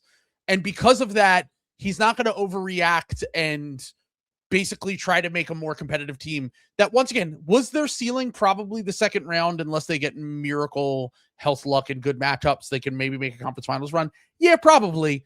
But is there not value in that? I'm sorry. Like, there is value in making a team that can win a fucking playoff series when everyone kind of thought it was going to be another lost season, and you let it turn into the lost season. Like, you guys went fucking toe-to-toe with the Knicks last year, and the Knicks are like in the mix. Like, it's not, and everything is different. Embiid like looked better this year. There's like, it's just so fucking like, and people get injured in the playoffs you don't fucking know. Jaylen Brown could get hit with the Mossad heart attack gun like tomorrow. Like, it doesn't fucking, like, you can't just like punt on this shit. Like, this is, if you want to talk about things that make the NBA worse from a competitive perspective, losing on purpose and sabotaging a team, I think the Sixers are honestly the biggest culprits this year, because I do think that this was a genuinely entertaining playoff team that had really had something to contribute to the playoffs. And instead, we're going to have to watch the Raptors get euthanized by the Cavs or something like that instead. Like, this is there's not going to be as many fun first round matchups. And yeah, they're probably not making the conference finals. There still would be a pretty fun second round matchup if they won. Like a Knicks rematch. Who's not watching that? You get to watch John Stewart in the cuck chair. You get to watch the Celtics. What if the Ghosts come back? Like, what if you guys beat us? Like, that would, I mean, we don't have to pander like that. No, but I'm just saying, like, I don't know. I think it's a genuine, I know everyone's going to think I'm pandering. I do think that is like a genuine travesty. And I think that Daryl Morey, like, is a complete fucking fraud who, like, is, this completely changed my perspective of him. I went from like, he's kind of washed to like, oh, this guy he's is still like he's still an average GM, and now it's like, oh, he's actually a bad GM now. Yeah, he's a bad GM who's like a little bit cancerous and is like whining about 3-point percentage. Bro, you used to make fun of these people. In the middle of this season, to think that's a good idea to do like ringer videos after your Sloan nerd conference, to go and then complain about it's fucking pathetic. But anyway, the McCain trade is genuine like disaster, just brain disease shit. Yeah. So we were basically on the heels of potentially coming close to the Raptors when we made that trade. And now we're almost, I'm going to put my money on it. I mean, I know that we've had more injuries since then. Ubre's out now. Maxi's out. Yeah. Embiid got injured, but will probably be back sometime soon. Paul George still has 7 games left that he's out. We're going to be the 10 seed. We're going to play the Hornets in the 9-10.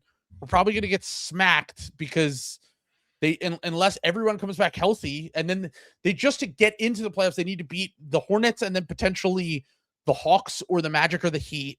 Like, they fuck themselves in a way that is just unfathomable. And I genuinely think that this now puts Nick Nurse's job on the line. Maxey could potentially ask out sometime in the next year or two. And it changes everything. So I think it was a massive mistake to do what they did at the deadline. And very obviously one of the most, and I was fine with their whole strategy coming into this season. I was fine with like, let the chips fall where they may. Let's see what this team has. And then they exceeded expectations and you went in the opposite direction. It makes no logical sense. It's fucking stupid. All right. I'm going to do a double dip here for my next pick because I can't Okay. talk about Daryl Morey. It makes me legitimately furious. Yeah. So I'm going to do a double dip real quick, and I'm going to take two Wizards players. One is much more disappointing than the other. Bob Carrington has been it's a bummer. The worst player in the NBA. I'm to the point where I don't know. I think would he have his 4th year option? Yeah, I don't think they're picking up his 4th year option. Yeah, I just think that I think if you think about like the fact that they traded for Trey, think about it like this. They traded for Trae Young.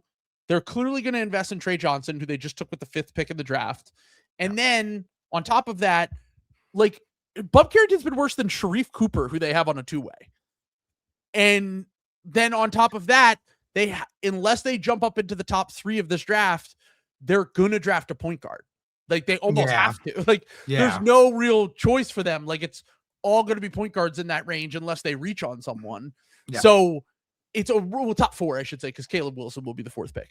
But my point here is that if they fall to 5, 6, 7 range again, they will be selecting a point guard. And I think that's kind of the end of Bob Carrington. And to a lesser extent, I would say, Bilal Coulibaly is it's a bummer. Another guy that like started off super hot in the sophomore season. I didn't love him in the draft, but when he started to have that really hot start to his second season, combined with his potential on defense, combined with his athletic tools, like I really did think that they could have found themselves like a potential 2-way wing, but like he is just not, he's honestly, I think he's an overrated defender. His best feature probably is his general ball handling and playmaking, but like that just doesn't matter if you can't shoot or score. Yeah. And then I think his defense is generally fairly overrated, even though he's the only one that's like even close to being a point of attack defender on that team. And Keyshawn George is pretty good. Sure. Keyshawn George is fine. Yeah. But I like Keyshawn more this season because his offense just took a massive leap. Yeah. But I mean, but we've talked about Bub ad nauseum. For my money, I think the worst non-rookie in the NBA this season. It's a bummer. It's a real bummer. I mean, I liked him as a prospect. He was a fun prospect, and he had potential to be, I think, a decent, like, high-level backup point guard potential, maybe with a sliver of star upside. But his inability to, I don't know how he's shooting 39% from 3 this year. Every time I watch, he misses every fucking shot he takes. Shooting 41% from 2 this season. He's been someone that's just been incredibly unreliable. Probably, for my money, he's one of the 5 worst defenders in the NBA. I don't see a world in which he is an NBA player unless he goes somewhere else and just completely remakes himself as a player, which I think is they're headed down that path. So the Sarr and George thing combined with Trey Johnson and this potential pick, and then the AD and Trey thing is a way to kind of make up for some of the errors that they've made. But I'm still not fully sold on this rebuild. I'm really not. Like, I'm just not. I've been a big skeptic, and yes, while it's been nice, you can't be bad for 3 or 4 seasons and tell me that like you're going to miss on some picks and you're going to hit on some picks. But to me, they have a bunch of nice players. I still don't think they have that franchise changing guy. And I think they have the most on the line, except for the Nets, probably, because the Nets are just, to me, it's the Nets and them are the 2 teams. I think you're right. I was going to say, I think the Jazz would have been there, but they had a couple guys take steps forward in meaningful ways that I think relieve some of that pressure. Like Keontae George, for example. They're kind of in a similar, they're just a more talented version of the Wizards, basically. Yeah. I mean, like, I think the big problem with them and the Jazz is just, you just have shitty lottery luck. And they did jump up once, but it was the worst draft in years. And they nailed that pick. I didn't think they nailed that pick. Yeah. I was going to say Sarr's definitely, I don't want to really put a ceiling on him because he might just, any big that has like his general athleticism and like rim protection skills and potential shooting and handle, you really can't put a ceiling on that guy. Like he could still become one of the 15 to 20 best players in the NBA if everything breaks right for him. But right now I would like to have more of a sure thing. Like I would love to have someone who I'm just like, this is the guy that we build with moving forward. I just don't think they've ever been in a position to draft a sure thing is the problem. Is the issue. And like, I think the other thing that you didn't mention, and I have to take an L here because you were very out on this and I took the other side, and it looks like I was a disaster. Trading Denny in the Bub thing is really tough right now. It's like, because that is really tough. Yeah, like that you would feel a lot better about them if they had him. Yeah. Although if they're bad enough and get lottery luck this year, you could argue the other side where it's like, what is Denny really going to do for, like, they would be a competitive team for sure. Like, but like their ceiling would probably still be like the 5th best team or 4th best team in the Eastern Conference. Whereas you get if you get Boozer, like that changes everything. Yeah. Like, and that's why they did it. That's the hope. Yeah, that's the hope this year. Even though I thought that was an insane trade at the time, this was like you wanted to let it play out to, this draft really. And this is what makes or breaks the rebuild, in my opinion. Yeah, you wanted to be in on Cooper Flag, and then you wanted to have a shot here, like, and you got really unlucky, or if you ask conspiracy theorists, you get screwed by the league on the Cooper Flag draft. But then this is the other one, like to do that. But yeah, I mean, I think the Wizards' big thing is I just don't think that you can have no infrastructure on a team. And I'm sorry, CJ McCollum does not count. Like, I think you do need to have an organizing, like, CJ McCollum has scored 40 points more times this season than Bam Adebayo. That's true. Factual jacktual. No, I think the Wizards' big problem is that they did not, like, you can make yourself a real team while still losing games. Like, I think the Pacers are the worst team in the NBA, I believe, right now. They're still a real team. Like, I don't watch the Pacers and go, there's no plan here. You know what I'm saying? They're just bad. You know what I'm saying? Like, for sure. Yeah. That's the issue with the Wizards is there's still no and some of that you kind of have to put at the feet of their coaching staff, to be totally honest. Like, and I think that's a GM's job too, is like, you didn't have a plan for this team. I do think you have to have a Will Hardy, you have to have a Jordy Fernandez, you have to have a coach who has a plan. I would imagine they fire that guy after last night. I just feel like they'll probably fire him after the season. Yeah. But Brian Keefe, maybe although they're trying to keep their pick, and like that's the other part of this, and the thing that Adam Silver's trying to avoid is like, even if you think that's a bullshit thing, like they are set up perfectly to not. The odds of them losing their pick are 0 right now. They can't lose their pick. Like, them and the Jazz have positioned themselves well. There's a 0.6% chance that the Jazz lose their pick. Mm-hmm. So, like, they've positioned themselves well to keep their pick in this upcoming draft, which seems to be the most important in recent memory in terms of this draft is so good, dude. We talked a lot about how good, like, we were early, I feel like, on identifying how insanely good last draft was when these guys came in. This draft might be better. It's insane how good these guys are, dude. I can't find anything to like get mad at, really. You know what I'm saying? It's like a Darren Peterson might get injured a lot, and AJ might be DeMar DeRozan instead of Tracy McGrady. Yeah. Like, oh, okay. Like, who fucking cares? Like, it blows. The AJ stuff blows my mind because I know that they were, and I know that Peterson hasn't been healthy, and I'm starting to get concerned about that. Yeah. And both of these guys just fucking put belt to ass on Kansas State, who is terrible this year. Yeah. But AJ had a play where he literally got to the basket in 2 steps last night during the game, and I was just like, why are people comparing this guy to like Ace Bailey and Jabari Smith and guys who were like very clearly going to have NBA careers, but like just did not have this. They just had so many more limitations relative to someone like AJ, who is just very clearly going to have an extremely high ceiling if things break in the way that we think they're going to break for him. So, but yeah, no, this draft is insane. It's I mean, insane. even the point guards are flawed and like their position locked. So it makes you like kind of have to nitpick them a little bit. But like, I would say they're stronger than like your average, like probably wherever they end up on the board, like 5 through 11 pick or whatever it is. I was going to say, I feel like Wagler in most drafts is like a solid number 3 pick. He probably would have been the 3rd pick in the last year's draft. Yeah. He probably would have went over VJ, to be honest. Yeah. Or he would have went in the 3 or 4 range. Yeah. Like VJ area. This is what I'm saying. Like these guys, like, I can't remember liking a top 5 as much as I've liked this top. And like the more I look at Mikal Brown, I'm kind of starting to talk myself into Mikal Brown too. Yeah, I like him too. I mean, I like him, but also he doesn't. The thing that I struggle with Brown, and I talked about this a little bit on the episode we did the other day. He does have positional size. Like I think if he actually is 6'4", 6'5", like that's a major difference for him. I did see someone post a photo of him the other day where he was standing next to Donovan Mitchell and they look the same height though. So that's not great. He might come in way below what we actually think he is. But I talked about my concerns with his in-between game. Like he's definitely going to be a great rim efficiency and 3-point guy. The other thing that I'm generally worried about with him, I don't think he has a single offensive rebound the entire season. That's not good. That is like, that's really weird. Not. Yeah. I don't know if I've ever seen that before.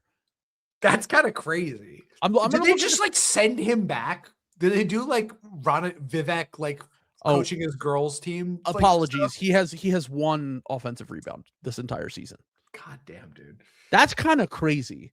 And like I know that Wagler, like the 2-point efficiency, and like when you watch some of Wagler's games, like he kind of gets destroyed in the lane sometimes, and he's just he can't really create separation, but he also has a ton of other ancillary offensive skills, like his shooting and his passing, and he's a good offensive rebounder. And he's just so skilled and big, dude. Like those guys never fail. Like I don't know. Like that was my argument with Sar. Was like, why does everyone? This guy is skilled and big, but he might have. I think he was just good anyway. Like like I don't know. It's well, I mean, that's totally different because we're talking about a center and a guard. But like, I'm just saying, like, how many times? Insane draft. Yeah. A lot of there's a lot riding on this draft for a lot of teams. Yes. The second tier being basically all position lock point guards though is a tough fit for some teams for sure. Yeah. All right. Who else you got? Did you go? I went. I did Bub and Bilal. Oh, you did Bub and Bilal. Okay. I'm going to go back. I'm going back for another GM. This one is a little less fair, I guess, but I still think you couldn't figure something else out, Raphael Stone. I get it. Fred VanVleet got hurt. You couldn't figure out a way to like do something here. Like, you know, I just like, look, I get like that Ime is like kind of like a hard ass and like, you know, he's not playing Reed. So he's, you know, Reed's been playing recently though. Reed, well, injuries, I think is my understanding, right? Not really to their guard rotation though. Yeah.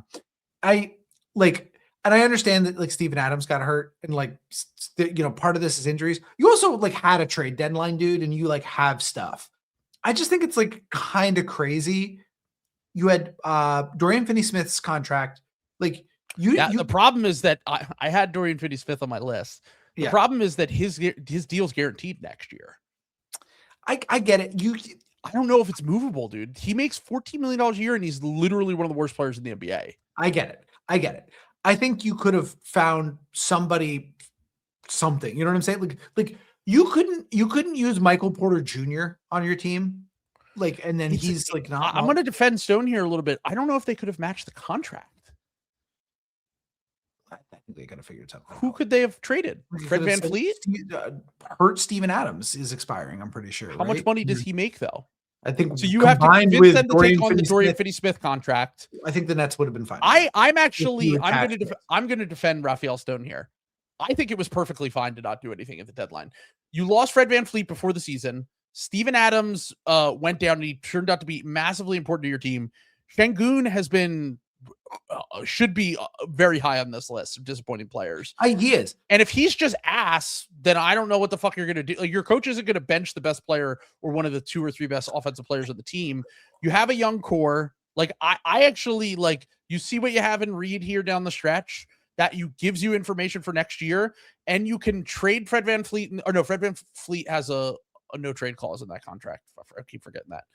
He might not after this year. It might be one of those weird ones where he only gets it for a year, but there's less time on the Dorian Finney-Smith contract. I think there's less time on the Steven Adams contract. Jabari Smith becomes tradable and Şengün becomes tradable too. Or maybe Şengün was already tradable, but you're not going to trade Şengün in the middle of the season. I kind of get it. I kind of get why they did what they did. I feel like I don't think that stuff is all in a vacuum though. Like I think everybody is reacting that way. I refuse to believe that there wasn't a way to make this more normal. Like, you know what I'm saying? Like you couldn't figure out like a guard that like wasn't I don't know. They don't have Kobe White was the only guy that I think that they probably could have realistically traded for with the salary matching and not giving up a ton. I don't even really think I'm not even like talking about like a Kobe White tier. I'm talking about a normal, like just a normal guy. Like I don't even know like who the guy, like even somebody like Dennis Schroeder would have been like really helpful for them. Like I feel like, and I just feel like this team is kind of dead on arrival in the playoffs, and I would be pretty disappointed by that if I were a Rockets fan. I understand there was substantial bad luck there. I understand that there's other. I think there was. I don't know. You better be good next year, because if you're bad again, no, not bad. They're not bad. But I'm just saying, like, if you're in a similar boat next year where there's like a pretty good chance that you lose in the first round, I think you're kind of on the hot seat no matter how much you've nailed all the other parts of this rebuild. I think the problem with what Stone did was all last offseason. Why did you sign Dorian Finney-Smith? Why? Yeah. You have Amen Thompson, you have Jabari Smith, you have all these guys that are kind of in a similar mold. Tari Eason, that are in a similar mold. Why did you need another? You should have signed a guard last offseason. Yeah. And you didn't, because you wanted to ride with Reed Shepherd. Then Fred VanVleet gets hurt. And the other thing is, so then they signed Clint Capella, who really only plays minutes because Steven Adams got hurt. Like, I don't know. I think the mistakes that they made were last offseason, and you could be disappointed in that. I would have not spent anything more on this team personally. I would have just been like, let the cards fall where they may. It's not our year. I wouldn't have said that at the press conference like he did, though.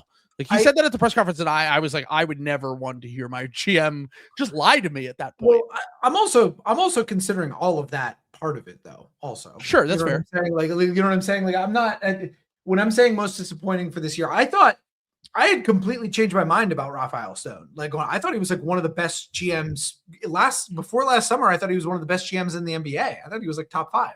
And now I'm like, I still can't get over him taking Jalen Green over Evan Mobley. Like, I know that they got out of it and it didn't end up hurting them, but like, I don't know. I tend to think that Stone had a good stretch as a GM, but I'm not fully on like he's like one of the best GMs in the NBA. I think getting out of things like a Jalen Green pick is a much more important skill than being a perfect drafter. Why did you? Fair. I don't know. Yeah. When they signed that extension, I was like, this is the dumbest thing I've ever seen in my life. And they got bailed out. So it worked. I mean, they had a plan for it. And yeah, you know what I'm saying? That's what I know.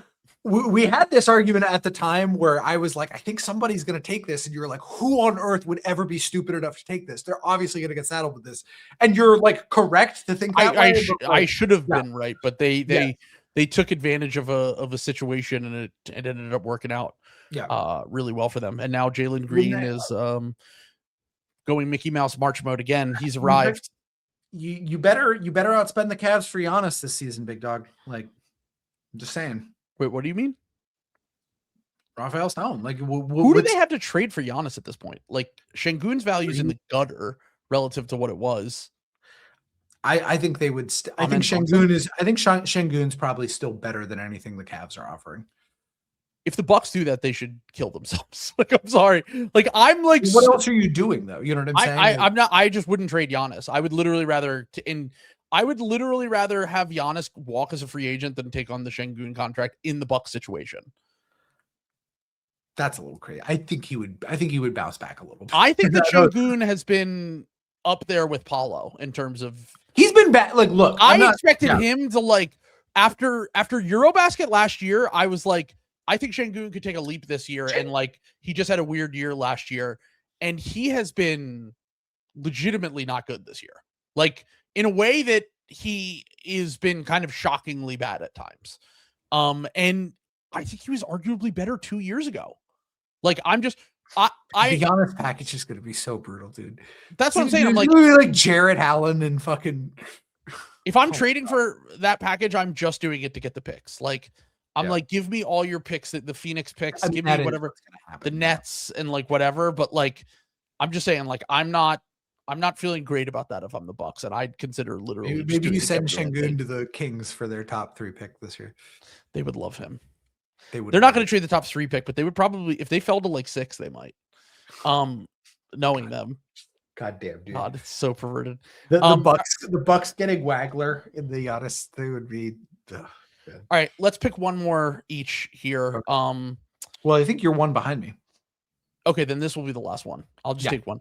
I'm gonna say some players that I already mentioned. Dorian Finney-Smith is someone I said I wasn't gonna say 86ers. Drummond is definitely up there for me, even though Drummond and Grimes, but I kind of expected it from Grimes because Mickey Mouse March was just so unbelievable last year.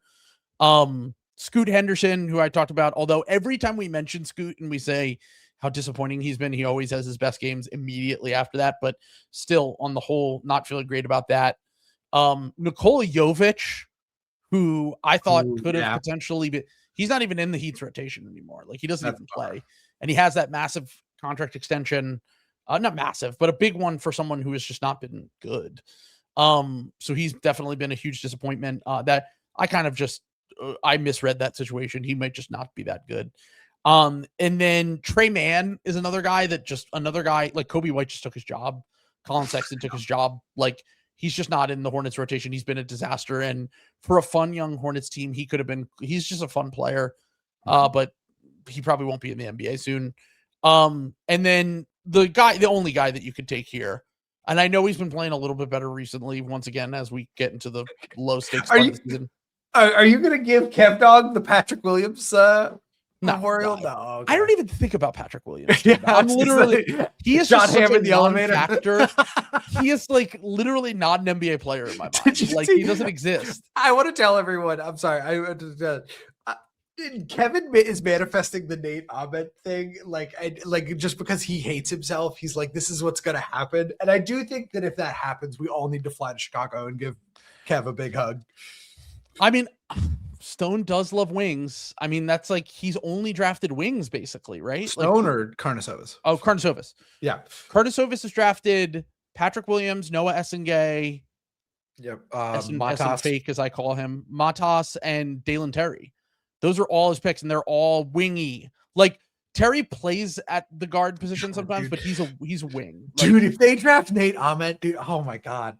He's Julian like the Phillips, only player I literally don't like. Ever drafted a guard or a big? I don't think so, dude. I think he might be the only one I'm like straight up out on. Like, is Ahmed? Yeah. Although your history of being completely out on wings has been pretty good for the wings you're out on. Yeah, like, Jaeger Doman's been way better than we ever expected. Yes. Matas Buzelis is actually good. Jaylen Brown, Jason Tatum. Yeah. So Ahmed might be good. I think Ahmed stinks, but I also am like, if he goes to the Bulls, it's going to be a disaster no matter what. Like, it's just very obvious that they need to draft a guard, or they just draft the best player available. It would be so funny if they didn't get a guard in this draft. Like, well, I guess they don't need to draft a guard. They could draft a big or a guard, but there's just so few bigs at the top of this draft. No, there's no. It's really just the top. It's just Boozer, who's kind of big. Like, he'll play the 4, and then Caleb Wilson, and then how far down do we have to go? Like Montrez Johnson, Mara, something like that. Who is the next? We don't have any like middle. We don't have any like mid-lotto tier. Yeah, you don't have like Bam Adebayo type guys. Or I'm looking at this right now. Not really. Yeah, I don't think anyone's going to rise from this group either. Dude, it goes from Patrick, the Duke guy. I don't know how to say his last name. But then it's like AD Mara and like Malachi Moreno is like the next one. And Malachi Moreno is like a second round guy. Yeah, it's a rare like weak big draft, which we've had a lot of strong ones recently. So like all the like quote unquote bigs are like all power forwards. I think it's probably like Jaden Quintance, how do you say it? I can't say his last name. Yeah. I literally watched him last year during the draft cycle, and I still can't remember how you pronounce his last name, but I only watched him because he was 17 playing in college basketball last year. And now he's 18 and he's barely played this year. Dog, there's fucking no bigs. That's crazy. Well, and Jaden's probably going to go. If I would be surprised if I wouldn't be surprised if he goes back to college, but also with the injuries adding up, Vicini had a good comp for him, which was Robert Williams, where he was he was basically just like, if he gets drafted, it will be a team that like just takes a flyer on the talent, and he just hasn't been available. He's barely played at Kentucky this year. He tore his ACL at Arizona State last year. It's really tough to kind of figure out a way to kind of draft him when he has these issues. Like, he's not going to go he'll be the end of the first, probably, I would imagine. Sorry, I interrupted you as you were winding up for your pick and we got derailed. Oh, okay. Yeah, I'll just take Shai. Oh, yeah. Oh, that's an easy. How did I not think of him? Yeah, I mean, I just Patrick Williams. I don't think about him either. Yeah, once again, Shai is. I mean, we've talked about him a ton, but like, will he get his 4th-year option picked up? Just a very low impact kind of floats around wing. One of the weirdest picks in recent memory, because we didn't really know at the time why they were taking him with the first pick of the draft. It's not hindsight bias. It's not a thing. Go back and listen to our draft stream from 2024. Yeah. And it literally, we were like, why are they doing this? You're like, you're taking a guy who has the upside of Harrison Barnes as the first pick in the draft. Like, it just doesn't make any sense at all. It gets like a week. Can you imagine what good shape they'd be in if they had fucking Sarr? If they took literally any of the next 3 picks. Yes. Like it wasn't until, really 4. It really wasn't until Saloon that you get another guy that is just like not an NBA player. And the Hornets like reached for him. Saloon was like mocked in like the late lotto, mid-teens. Yeah. I was gonna say he was not everyone thought we all thought that Klingon was gonna go there, which another pick if they had Klingon or Sarr, they would be in such good shape right now. Like Reed, they have had a lot of like weird. I don't know how Reed with Trey, even for like that would have been weird. I get they traded Trey, so who cares? They traded Trey, but I'm just saying I get not taking Reed. It's crazy to not take Sarr. Like, I didn't even like Sarr, and I was like, they should take Sarr. I had Sarr like 7 on my board, but I just felt like the fit was really good for like his development in Atlanta. So I don't know. They're crazy. Well, he ended up with Trae Young anyway. So yeah, so funny. All right, we've hit over our government mandated 2 hours. Thank you for watching this one. I'm sure it was a doozy for a lot of people out there. We'll be back later this week, potentially weekend, with the premium. Yeah. How much better do you feel now that the weather is nice? It's so good, dude. I ran today and it was kind of cold again, but God, the 70-degree days are just so fucking nice, dude. It is literally like we had an 80-degree day the last 2 days, and I feel like a genuinely reborn person. Like my attitude is better. I feel better about my life. I was like having a meltdown at work, like on like Tuesday, and then I got out of work into the sun and I did like the Nicole Kidman, Tom Cruise divorce fucking like thing. And I was like, oh, I get to watch like Spurs Celtics after that game was so good, dude. I know we lost and I wish Jaylen Brown hadn't gotten thrown out. Give me that for a finals, dude. That was fucking real hoops. I can't say enough about it. I will say, as someone who's worried about Wemby holding up for an entire playoff series, please do not give us that or playoff run. Yeah, do not give us that as the finals. I'm gonna formally apologize to Jonathan for once again he owned me with the Randall and he owned me with the Spurs. Man, they're Himothy. I think they're fun. I think when we get to the playoff, I might pick them to come out of the West. They're just so fucking good, dude. They're so good. All right. Thanks for watching. Peace. See you later this week. I gotta go sweep up my hair.